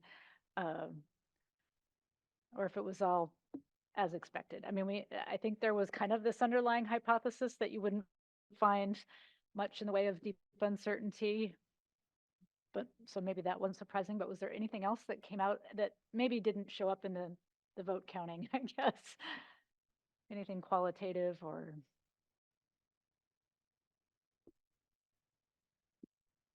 a good question. Yeah, I mean, I'm really glad that we're doing the seminar series because I think the lack of deep uncertainty, made me question of like, what does deep uncertainty even look like? And so the seminar series did a really good job of showing like, not only this is how it could be used, this is how countries are using deep uncertainty to deal with all sorts of extreme events. So, yeah, I would say that was, I mean, you already anticipated the one thing that I was maybe going to say. So, yeah, I don't know if Lillian or Kyra had any surprises, but yeah. I guess one that I noticed, I think this maybe occurred in a couple of the scenarios we looked at. I don't remember exactly which ones, but there was sometimes when they were describing uncertainty, the author would outright say, well, these are the things, the factors that we're uncertain about. And we just, we recognize that uncertainty and we're just going to move on without it and despite it. And that was kind of like their, solution was to just say what they were uncertain about, but there was no kind of action on that, or maybe, I don't know. I wasn't sure exactly what I was expecting, but I was just surprised to see that a couple of times, acknowledging the uncertainty and just kind of moving on without it. So.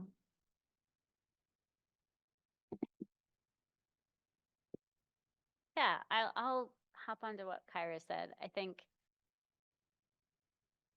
that was a very interesting, well, first of all, this was all very new to me. I'm not used to talking about uncertainty or considering uncertainty, other than the day-to-day uncertainties that we face, which I guess is uncertainty at some level. But yeah, this is a very interesting new process, but I will echo what Kyra said of people consider uncertainty in very, very different ways. So I think the way that the ISB is trying to look at uncertainty is very different from what we found in the documents in some cases, in many cases. And I think that, there maybe some of the scenarios that we looked at, they're at the level of considering the uncertainty that you might find in models or the uncertainty that might exist with normal futures. But, I think deep uncertainty is really about pushing that further, really looking more in the tails and more, pushing those limits. And I think in some ways it seemed like that wasn't even on folks' radar, and so I think that's where I'll agree also with Shoko that that's where the seminar series was really beneficial, because it's real life applications for deep uncertainty to show that countries and agencies are using it in very specific ways. And while it can't be used in all situations, it can be a really, really powerful tool to use. But, we may just may not be on people's radar, which is interesting.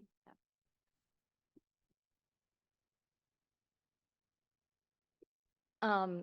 It's interesting also the expectations that you come in with that, yeah, either get affirmed or, you get surprised.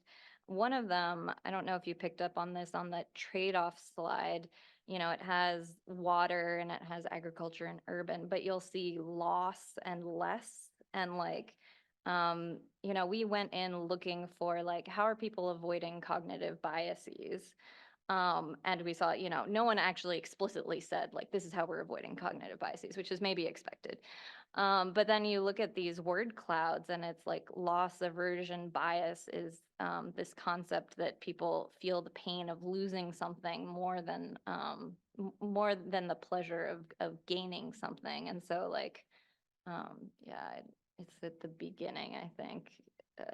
Yeah, you can see loss and less. And so there's kind of these qualitative things that show up when people are thinking about trade-offs. They're thinking about what they're going to lose, not what they're going to gain. So anyways. Yeah, thank you for those reflections. Yeah, Tom has a question. My question is, how do you take sea level rise, for example? How do you deal with it? A lot of the scenarios going forward in the last few years, the sea level rise part is actually coming from state guidance. The person creating this scenario is actually, it's a very, I'll say biased sea level because they're not doing their own study. They're just making it work with what the state is doing. Do you address that in any way?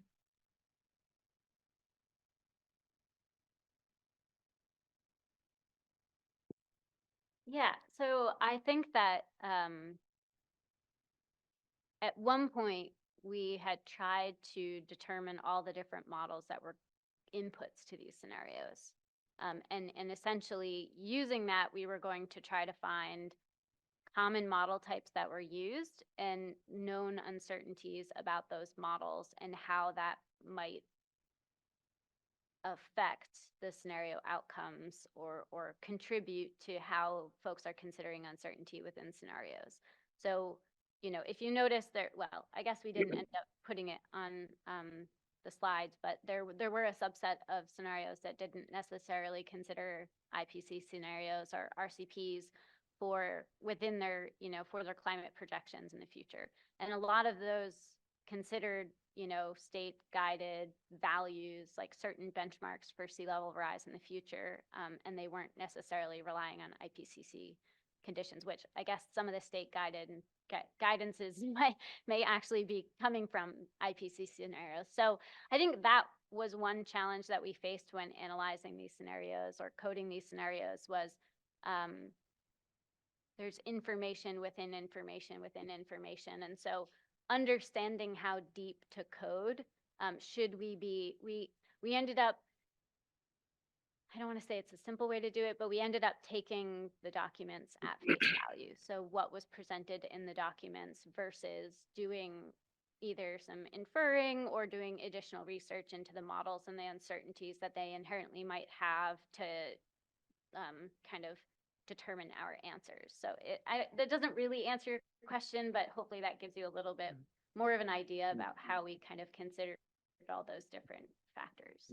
Well, it raises another idea, though, that is sort of hidden behind all this. There might be some models that are more critical than others in that they provide the information for the scenario, whether it's water or whatever it is. So Lisa, can I make a comment? Please do. Yeah. So regarding Tom's question, typically sea level rise scenarios developed by the state of California or any other state, they typically have a group of scientists or, a team of scientists who come up with the best available science.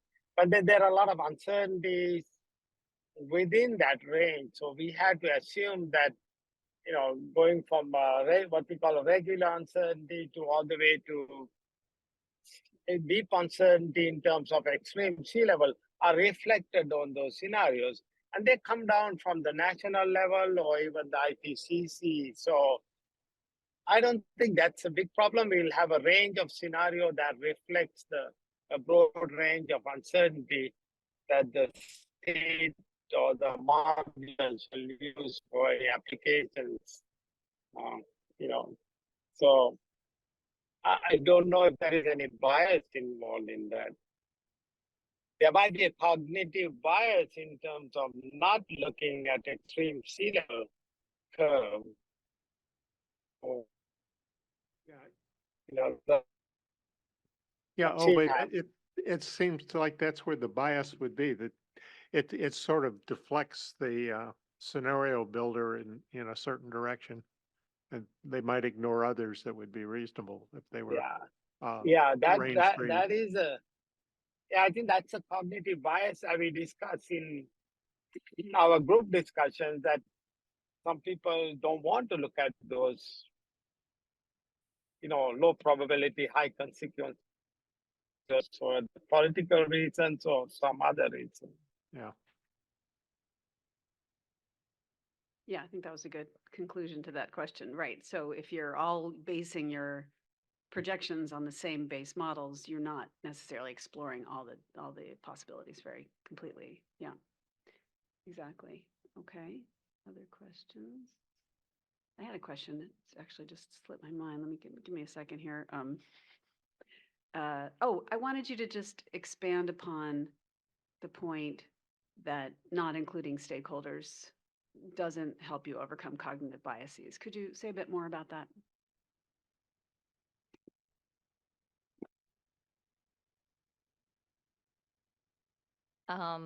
I think that including stakeholders does improve.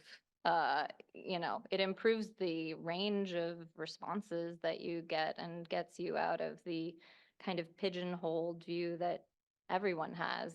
Everyone has their cognitive biases, and so it is inherently by outsourcing it and getting more diverse points of view that I think that you can get out of your own head.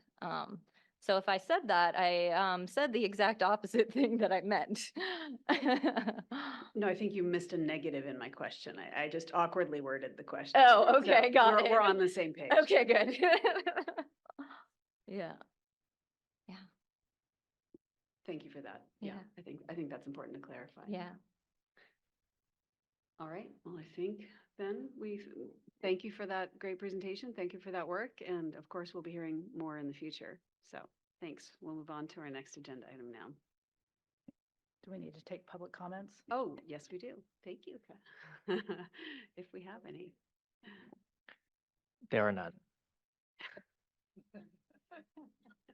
Saved by the bell. Yeah. Okay. Agenda item number 8. We will now discuss the subsidence review. So Tom will be leading us. Okay. We actually have a first draft of recommendations, findings and recommendations that we're going to be looking at tomorrow, and we'll be talking about it. And let's see, we've distributed the summaries we've written of the presentations that'll be in the final review document out to the authors for their editing and approval. So that the only pieces really left are sort of a problem statement, introduction, and executive summary. So I'm pretty optimistic that we'll have a rough first draft ready and for the next meeting that we'll be able to distribute and let you folks chew on it. So I think we're chugging along. Very good. Is there anything else you want to say about the outcomes of the workshop? So I don't think we've had a public meeting since the workshop. Have we? Yes, we have. Yes, we have. Yeah. I Okay. think we. All right. So you've already done a little report out from the workshop. Okay. Very good. Okay. Any comments or questions for Tom? Any other members of folks? Any other folks who were at the subsidence workshop or contributing to the report that would like to make a comment? Hearing none. Okay. I might add one thing that I think when we started, we were looking at recommendations that were probably more on the technical and scientific side. And getting the kind of feedback like you heard from Virginia today, they're gravitating a little bit more towards the programmatic policy side. And that'll be a big point of our discussion tomorrow when we look at it. But I think the document actually may end up not being as technical as I thought it was going to be at the beginning. Mm-hmm. Mm-hmm. But when you say policy, I think you mean, bringing in different sectors, decision-making and constraints and things like that. Yeah. Isn't that what you mean? Yeah. Yeah. Yeah. I mean, we're not going to generate a policy, but it'll be more on bigger picture, I guess is what I'm talking about, rather than we need better information on methane kind of thing. Right, right. Yeah. Because you talk to farmers and business people and folks who have to Yeah, manage this stuff, and you learned that it was a complicated system, right? Which is always the answer, right? It's complicated. Yeah, I think that was the big advantage to the workshop, the points of view that were expressed, and I think the people who participated in it appreciated being able to talk to the wide range of people that are actually dealing with this challenge, how to manage the subsided lands. And when you step back from it, it's kind of an interesting problem.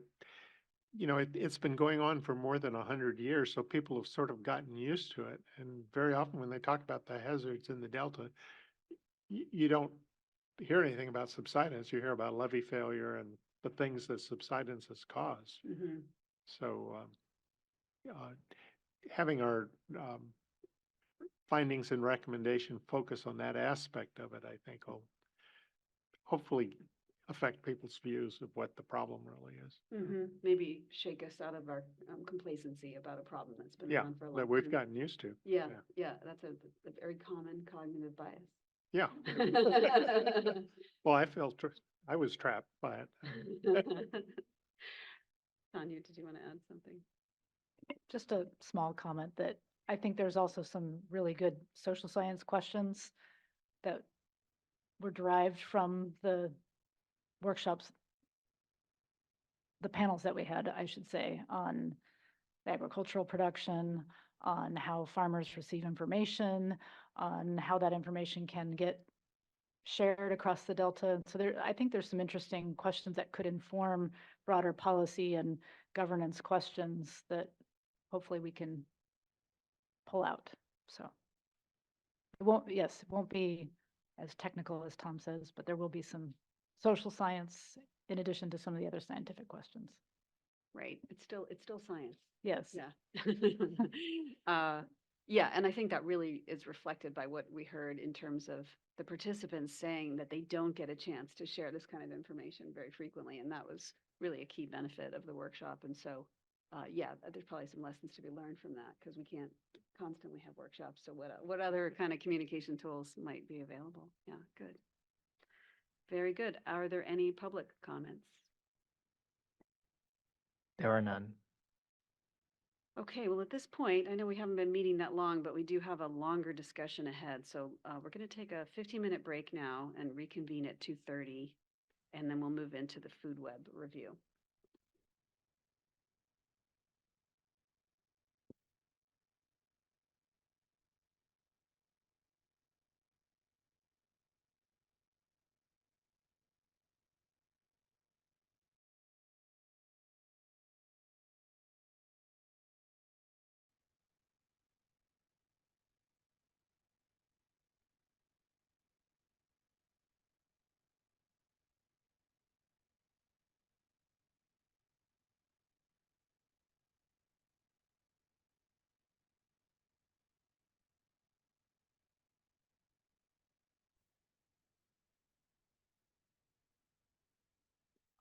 Oh, I should use a mic.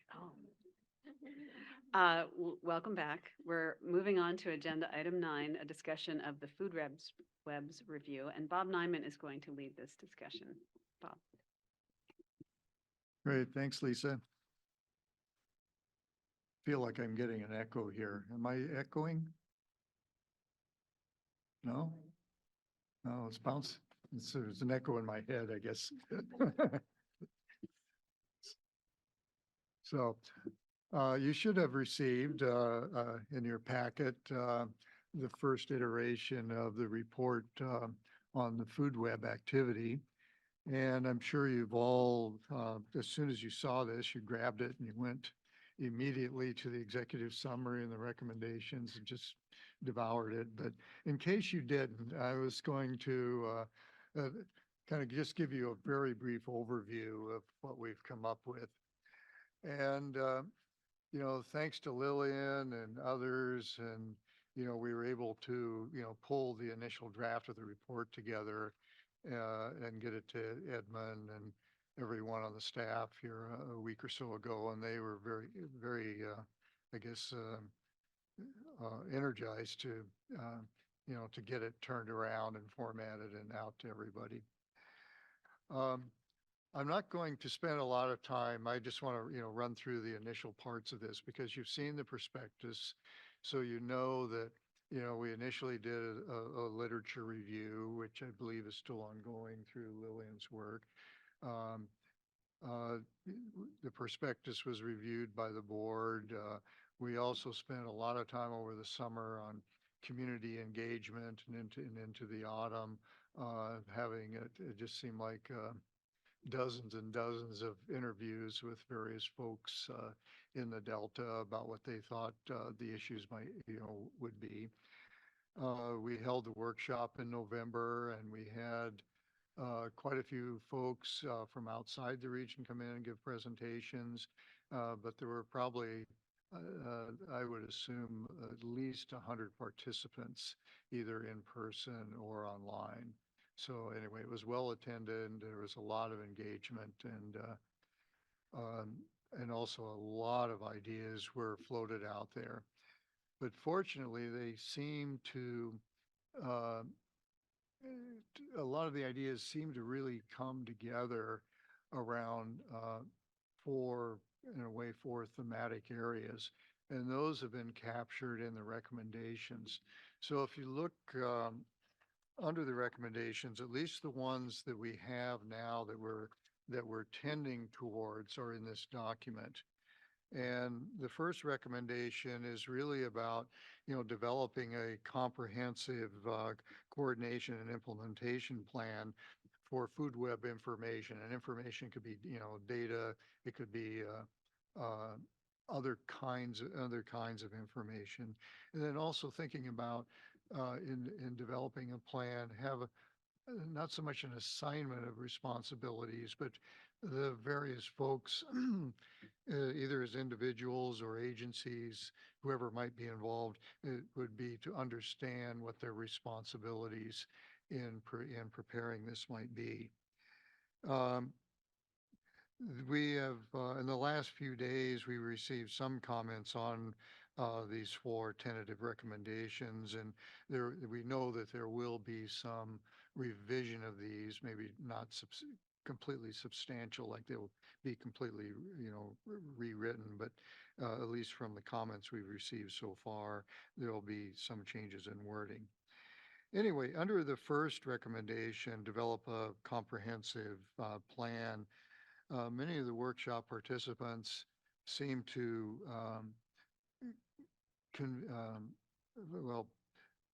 move towards the idea of a very focused collaboratory that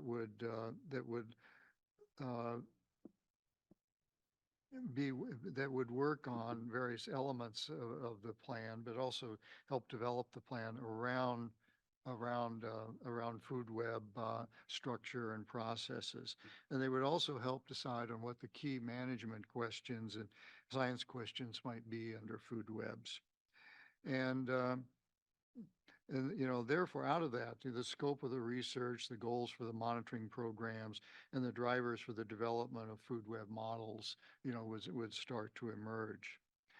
And I think most importantly on this, or one of the important aspects of this, is that these activities, whether they be the management actions or the actual activities in the field,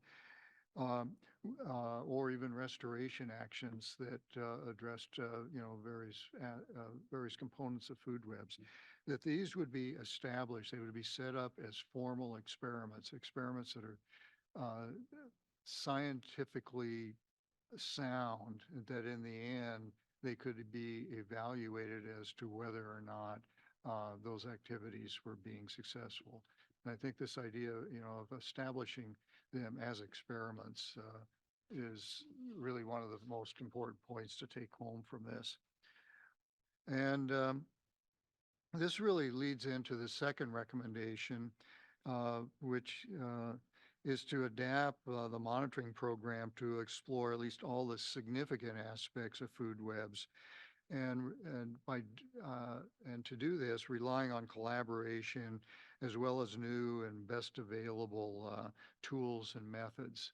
We know from the workshop and from our community engagement that there's lots of tools and approaches out there that are very cost effective now, that are integrative, that can also give us the kind of information one might look for around food webs very, very quickly and in an integrative way. So, using those. Out of the workshop, we also saw that there were, numerous opportunities for improving understanding of outcomes through research. And this would include looking at detritus, the role of detritus in food webs, accurately evaluating the relationships and linkages between primary producers and zooplankton populations, better characterizing important processes that maintain or underpin the vitality of benthic communities in early life stages. And then looking at the distributions, life histories, bioenergetics, and the response to environmental drivers of some of the more common species that are out there. Right now, a lot of the focus seems to be on just a relatively few species, 2 or 3 species that are probably dictated largely by the Endangered Species Act and, what is actually driving some of the contemporary programs right now, but really start to think more comprehensively, at least about most of the biomass that's out there and and how it's contained in some of the more abundant species. Additionally to this, a lot of the recommendations that we received out of the workshop and elsewhere, that they kept coming back to understanding the flow and ecological consequences of contaminants, the roles of birds and mammals in maintaining aquatic productivity, and the nutritional and energetic quality of food that moves through food webs. Not all food is, of course, is created equal, and there are some linkages and pathways that may be very efficient in maintaining the carrying capacity of certain species, and it would be important to understand those.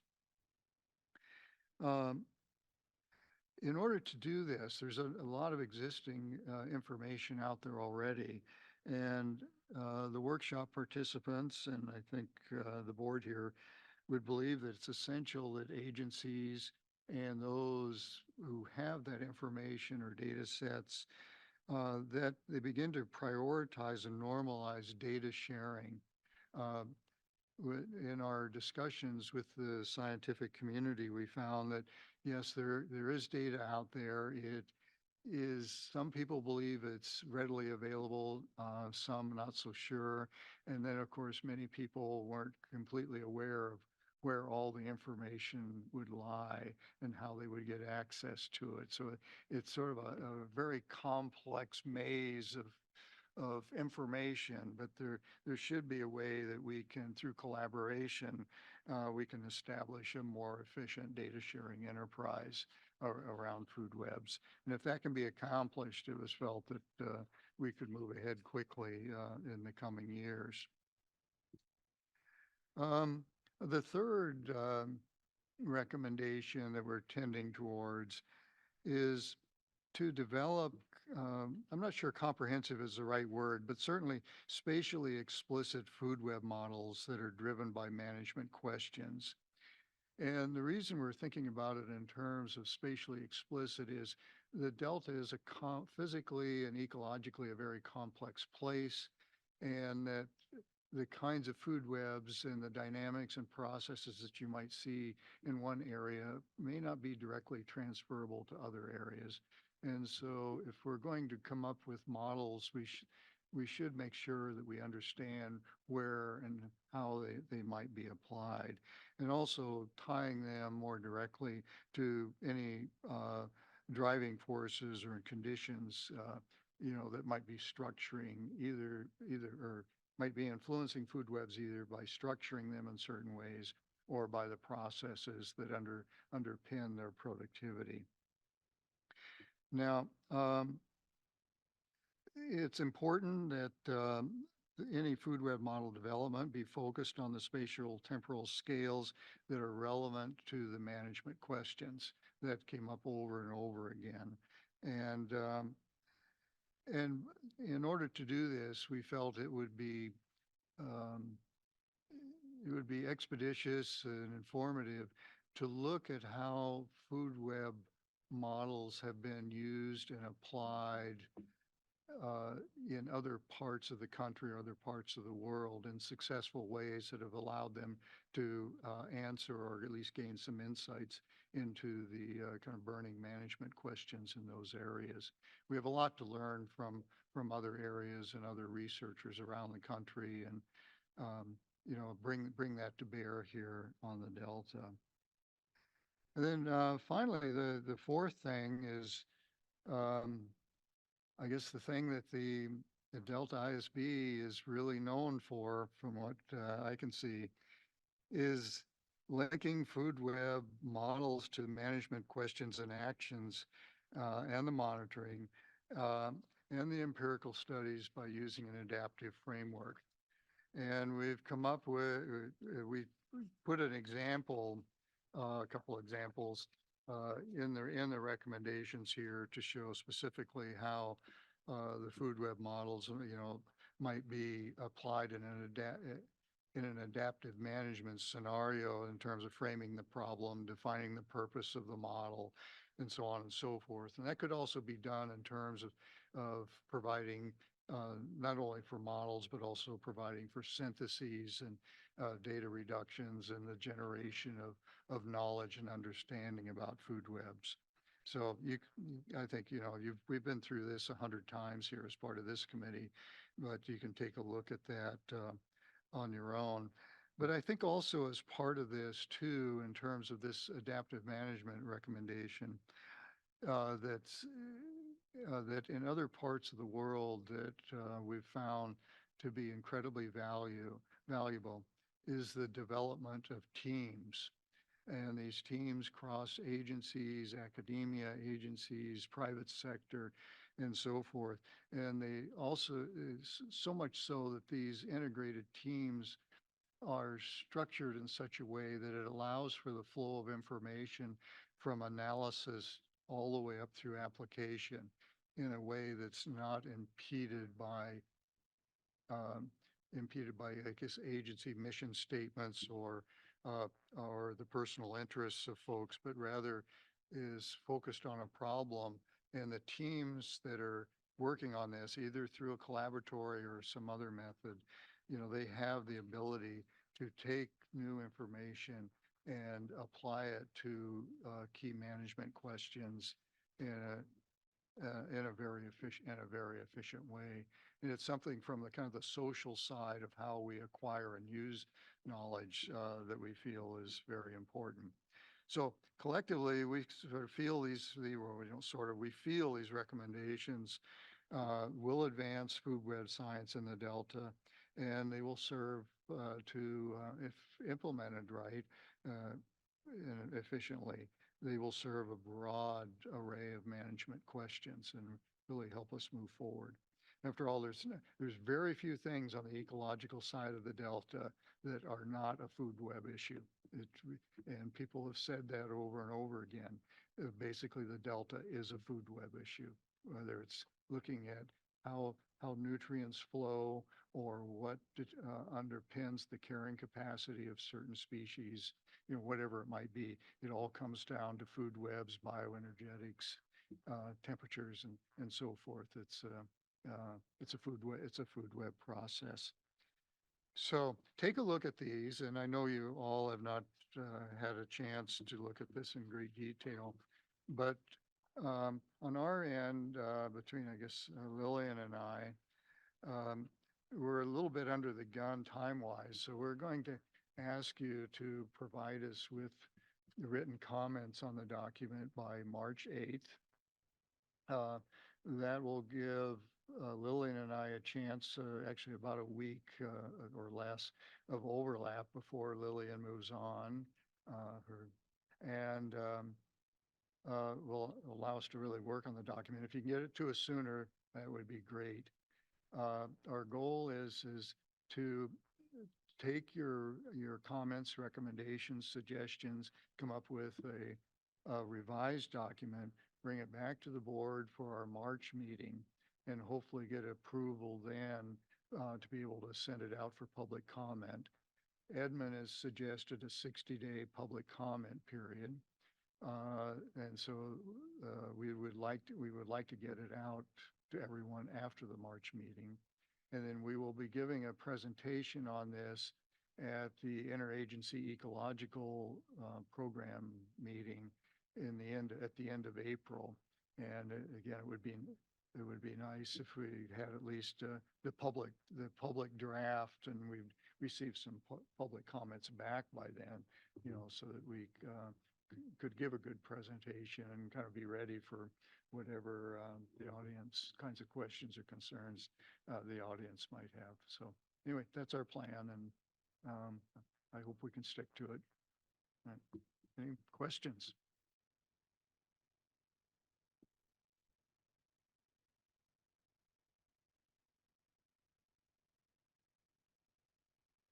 Oh, yeah. Bob, my initial reaction when I look at particularly the recommendations is they're very ambitious.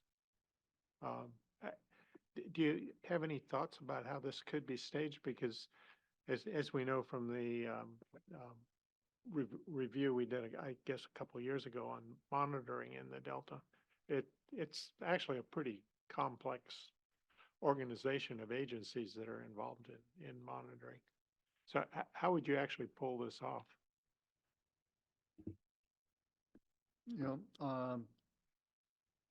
I think it is ambitious, and I think those who worked on it would agree that it is ambitious, but it's really almost kind of changing the philosophy of how the Delta is managed ecologically in some ways, providing a new perspective for managing the Delta. And I think from the beginning it was intended to be a little bit ambitious in that way.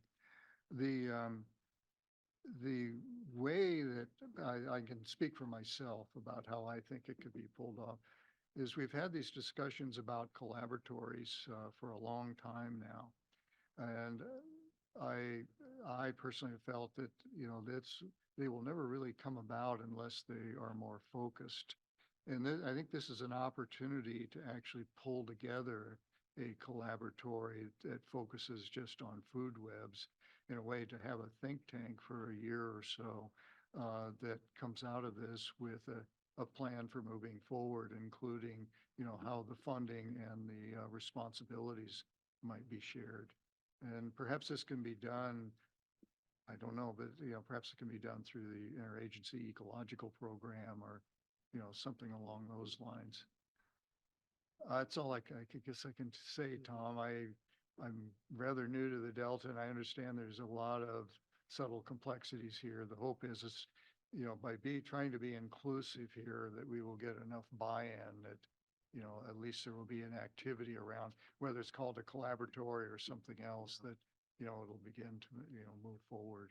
Yeah, because it's almost like a new model for IEP, like you were suggesting, or a new framework for them. I don't know if it's a complete new model for them, but it might be. I don't know IEP well enough. It might be a new or an additional component of their activities, although I think there are people within IEP who are already doing some of these things. Mm-hmm. I don't have a good answer for you. I don't have all I can do is I would see this, if it's going to work, it's going to act as a catalyst rather than this document having the plan that'll move forward. The plan has to be developed by the community. Yeah. Challenge. Yeah. Inga. So I think I heard you say that mitigation projects or any kind of projects, ecological projects in the Delta should be designed to include this food web perspective. Thank you. Is that one? Did I interpret that right? Did I say that right? Well, thinking about it through a food web perspective, yes. In terms of yes. flows and accumulations. So I'm just asking myself how that is different from what is being done now, because when you're restoring areas, I mean, don't you always think about how you can make it a nice place for a food web, essentially for the species that we're interested in. That's actually a very good point, and we've discussed that internally quite a bit, is that, we have these restoration actions, let's say, and they're often based on acreage that we want to restore, so many acres or so much space. And we want to restore them for perhaps, one kind of species, let's say salmon, young salmon. Um, in, in our experience in terms of having the empirical information, seldom have the premise has always been, the hypothesis has always been that you restore something that looks like it will produce food in suitable amounts for certain species. The reality is that seldom ever happens. Oftentimes you end up producing food not in suitable amounts, or you end up with species that you don't particularly care for. And it becomes a food web issue because all of a sudden now you're feeding other parts of the system that you never intended to do. And anyway, if you look at it through food webs, in terms of not just, the hypothesis is we want to improve our populations of young salmon. You not only have to do that, you have to supply the kinds of foods that they eat when they need them and in the right amounts. And that's a food web issue. Yeah. Lisa? Oh, sorry. I didn't, are you, I think I might have tinted before, Tanya. But it doesn't matter because this one is very related to Inga's question, so it makes sense to ask it first. So it would be helpful, I think, to just more generally talk about how this work builds on existing food web work. So it's not like nothing's been done with food webs in the Delta. So what exactly does this add? And I would encourage you to also mention, how endangered species are handled versus the broader system. Yes, most of the food web work in the Delta has focused on phytoplankton and zooplankton. And the premise seems to be that phytoplankton are, driving the system. In fact, I've co-authored a couple of papers that with Jim Claren and others, where we look at the loss of primary production in the Delta over time and so forth. Parts that have not been examined are really other aspects of the food web. There's been relatively little work done on the detrital base in terms of underpinning food webs. And yet detritus and dissolved organic carbon and other forms of carbon and nutrients in the Delta have largely been overlooked for decades. And yet in other estuaries and other Delta-like systems, people have shown that it's vitally important. So that's one aspect. The other aspect has to do with the upper trophic levels is in terms of top-down control of predation, of how predation actually structures communities and relative abundances and so forth. That's another aspect here that people have tried to do a lot of work on, but it's not being, or it has not been done probably in a way that's comprehensive enough to really, I would say, make good management decisions about how that might be controlled or not controlled, say through fishing regulations. The third part of it is that we're dealing, and I know people dislike this term, but I'll use it anyway. We're dealing with novel ecosystems that are evolving all the time. And we're getting more and more in the way of invasive species coming in, and the system is changing over time. That seems to have been largely kind of swept under the covers here, is that we're dealing with these very rapid changes. And the one way to perhaps, get a handle on that is to do more bioenergetic modeling or population modeling and so forth, so we can understand, the predator-prey relationships by, what's happening with the invasive species coming in. The clams are a good example where they completely changed the system almost overnight because of their filtering capacities. So, anyway, some things we know a lot about. There's been a lot of great work done in the Delta on certain aspects, but other aspects, not so much. All right. Tanya? Thanks, Bob. I picked up the draft yesterday and skimmed through a lot of it and tried to read the executive summary. This might pick up a little bit on some of the comments that have already been made, but one of the things that struck me, and again, I haven't read it all in super detail, but one of the things that struck me in the executive summary, first of all, was just the term a food web perspective. And I was like, what does that even mean? So pretend I'm the skeptic here of somebody who's like, how are you going to take this ambitious thing that I think Tom was kind of pointing out and really convince people in agencies and various, resource management organizations, groups that might benefit from better food web knowledge and scientific information, convince them that there needs to be a change in the way management decisions are made to incorporate a food web perspective. And I think I read that a couple times in here and I was like, oh, there's some examples perhaps that maybe come up later in the report, really could be brought up front and really, you even gave a couple examples just in the discussion here. Some of the risks of not considering food webs when you're thinking about restoration, for example.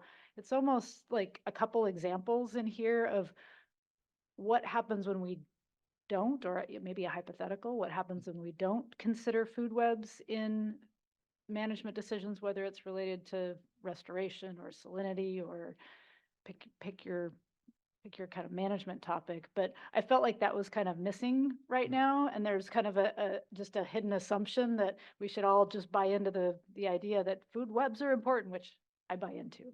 I just don't know if it's convincing enough yet. And so there might be some ways to kind of move some things around and sharpen that introduction to hit that point home a little more. So That's a really good suggestion. You're absolutely right. When you said that at first, I was going to ask you what you would replace with perspective, but you did. And yes, that can be done. I don't know if I would replace it or just maybe define it more or Yeah. really kind of illustrate it with some context more. But yeah. When you send in your written comments, would you just note where you would insert Sure. that? And Yeah, that would be great. I'll The play more around with direction that. you give me, the better. Sure. Okay, thanks. Kenny? Yeah, so Bob and Lily can correct me if I'm wrong about this, but we've had some discussion about it. I think I view it slightly differently, but it's related to what you said. They do think about food webs when they're doing all these things, but that's mostly what they do, is they think about it. And I think this is more of a call to arms that you can do better than just say, oh, I thought about the food web, let's do this. They do think about the food webs a lot. I do when I do Delta smelt modeling, but I'm not modeling the food web. And I think a fundamental difference is bringing more horsepower to the food web part than just kind of what I've seen as a lot of narratives and a lot of opinions about what the food web context is going to do to responses. And I viewed this, and I could be wrong, but I viewed this as, we know more than that, and we should bring the data, and if we don't have it, we should get it. And we have lots of models and lots of ways to approach this that we can do better than then it ends up in the narrative part of an EIS or a EIR or whatever, you run out of acronyms, biological opinion. So that's my kind of take on it, is it's a call to catch up what other places are doing now and formalize how you bring the food web. I almost said perspective, but how you bring perspective, to me, is too weak a word, because I think they're doing that already, but they need to get past talking about it. That's my kind of plain speak version of it. So, food web applications. Something that, we can do more than we're doing. It's an incredibly well-studied system. Yeah. And you have brilliant modelers who are working in the system. Did I just say that? Is this on record? Excluding present company, but, so I think that's a push that can be made. That was actually, I agree. And it didn't make it into this document and didn't make it into the workshop, but I had pushed very hard for bringing in somebody who worked on Lake Mendota, which I think is probably the classic example of how food webs have been used to solve some very complex management issues concerning water quality. And yet we just, for whatever reason, there were several reasons, but we couldn't, get that in here. But there are examples like that out there where food webs were used that made huge differences. Lake Washington might be one too. Inga? Yeah, what Kenny just said, yeah, that's what I took away from Bob's response, that you really need to incorporate more complexity, but the more detailed information about the timing, when the food is needed, when you need certain conditions so that the environment benefits the species that you really want, and not the species that will grab on as soon as they can, the invasive species, right? So I think it just needs a smarter, more detailed design, perhaps, and like Kenny says, if the information isn't there, it needs to be generated. If the information is out there, it needs to be incorporated. So, yeah. And I think what I would add to that too, Inga, is that a lot of the information is out there where there's a lot of data, but where we're lagging is in terms of analyses and syntheses. And I need to go back and actually do a little editing here too in terms of the syntheses. Because one of the other things that came to the forefront during all of our community conversations and so on is we have a whole cadre of the most knowledgeable people probably in the whole country that work on various aspects of food webs who are retiring in the next 5 to 8 years. And they know where all the information is, they have the insights. And yet when you ask them to a person, they say they don't have they're not given the time to do the syntheses of their lifetime work before they retire. And we're going to be losing a lot of information and knowledge. We're going to be losing a lot of knowledge here relatively soon. And that was one of the reasons for the collaboratory and doing syntheses in here, but that could be made stronger as well.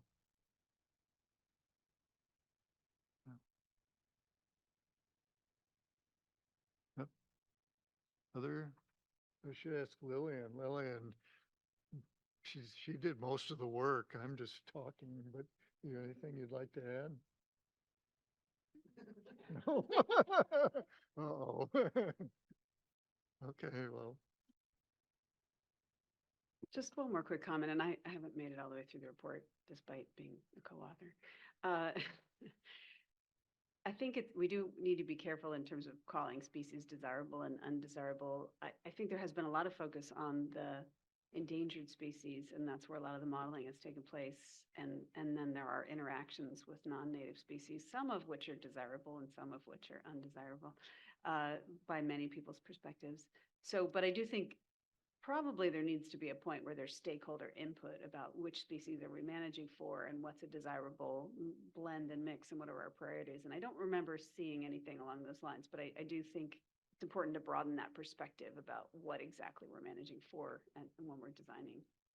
We tried to get that in here, and Lisa, I'm not, hopefully we didn't do it because I don't think we anywhere say in this report whether something is desirable or undesirable.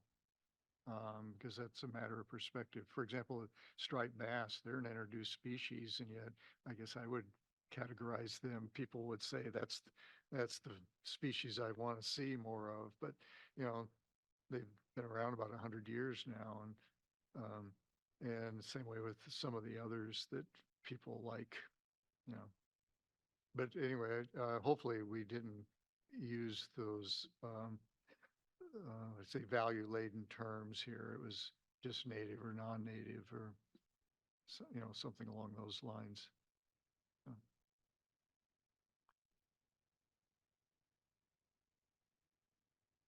Okay, March 8th, everyone. Okay, all right, well, Yeah, to Lisa's point about desirability, I think we might have to also adapt, right? I mean, we may lose all of the cold water species in the Delta in the next, I don't know what the prospects are, but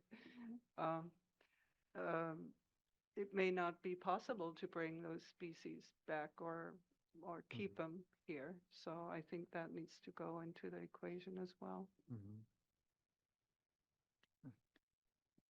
That's an interest. I'm hesitant to put that in this report right now, and I'll tell you why, Inga, is that a few years ago I wrote a section for something on Columbia River restoration, and it was a big report, and it was anticipated by a lot of groups. And they loved the report, except for the section I wrote, which was on success. And I had a chapter, I wrote the chapter on what would determine success. And in there, I talked about a future, you know, what the trends that we were heading towards in the Columbia Basin. And one of the things is that we were going to lose certain populations in certain watersheds if these trends continue. And that got so much criticism. It's really stunned me, but it was mostly from the tribes, from other groups too, fishing groups and so on, because they said, we will never lose those. And I said, but the trends are all headed this way. He goes, we will never allow that to happen. And more than anything, especially among some of the Native American groups, is they said what it does is it takes away hope. That even though these trends are very real, by writing about them in this way, it takes away our hope and our reason for doing anything now, if you believe they're going to go away. And that, I guess that resonated with me. And so I'm still kind of smarting from that. I learned my lesson about there's probably certain topics we don't want to have bubble to the surface too soon. All right, we can debate that. It's But probably there's some common ground just in terms of thinking strategically and, you know, allocating resources strategically. So, yeah, without having to, and making sure there's stakeholder input so that these things can be adjudicated. So, right. So is this where you call for questions from public comments? Do we have any public comments? There are none. Okay, well, with that, we conclude this item. We have our marching orders to deliver written comments by the 8th. Okay, great. All right, so we'll move on now to agenda item 10, which is simply preparation for upcoming meetings. So tomorrow we have the Delta Lead Scientist interview panel with Dr. Gary Limberti. On March 11th, We have a seminar meet and greet with Dr. Lisa Marie Wyndham Myers, our other candidate. And then on March 27th, we have a regular Delta Independent Science Board meeting via teleconference, where we're expecting to get status updates as we did this time. We'll discuss the reviews, the subsidence, the food webs, this HAB strategy review. So please keep in mind if you're interested in working on that. And possibly we'll hear from some of our postdocs and Sea Grant Fellow, though that isn't firmed up yet in terms of date. And then we have the April 26th meeting where we'll get a salinity management workshop update, possibly a Delta adapts update, possibly a Delta plan 5-year review update. These are things potentially on our agenda, but not confirmed. And then also that meeting will coincide with the IEP workshop. So folks may want to plan to extend their stay to attend all or part of that meeting. So with that, that's our plan for the future. And then I'll turn it over to Edmund for agenda item 11, review of items for follow-up. Yep, and there are no public comments for agenda item 10, the preparation for future meetings. In terms of items for follow-up, as you mentioned, for the harmful algal blooms monitoring strategy will be released tomorrow. Anna Miklak is going to take the lead to review that strategy to see if it warrants any ISB comments. We're also looking for another co-lead, so if you're interested, please email staff, and we'll also reach out to the ISB members who could not make the meeting today. In terms of Delta Conveyance Project EIR, the ISB members today agreed to try to get in written comments to staff by the end of the month, but we'll just say April 1st, April Fool's Day. So please get in, yes, please get in your comments by April 1st. Bob made a request that we'll need someone to look into Chapter 12 of the EIR, and then Dr. Rose here was voluntold to work on that assignment during his bathroom break. All right, and then the draft for the food web review is part of your meeting package. Please look it over and provide written comments by March 8th. So those are the main follow-up items. Anything to add or to modify? I note that April 1st is Easter Monday. I don't know if that's a holiday, but that's what it says on my calendar. Easter Sunday, of course, is the main holiday, but Monday might be a federal holiday. So anyway, or a state holiday. So it's possible. So should we move the date to April 2nd? Sure. Give an extra day. That's all I have. And there are no public comments on this agenda item. Okay, great. And are there any public comments for matters not on the agenda? There are no oral comments, but as our meeting progressed, we received 2 written comments, and this will be part of your post-meeting package and part of next month's public correspondence. It's from Deirdre Desjardins from California Water Research. One, to summarize concerns expressed by Delta local agencies at the DLIS hearing in August of 2021, and another about how models are projecting weather trends in the Western U.S. So you'll have those for post-meeting materials. Great. Thank you, Edmund. And then if there are no other comments from the board, we are adjourned.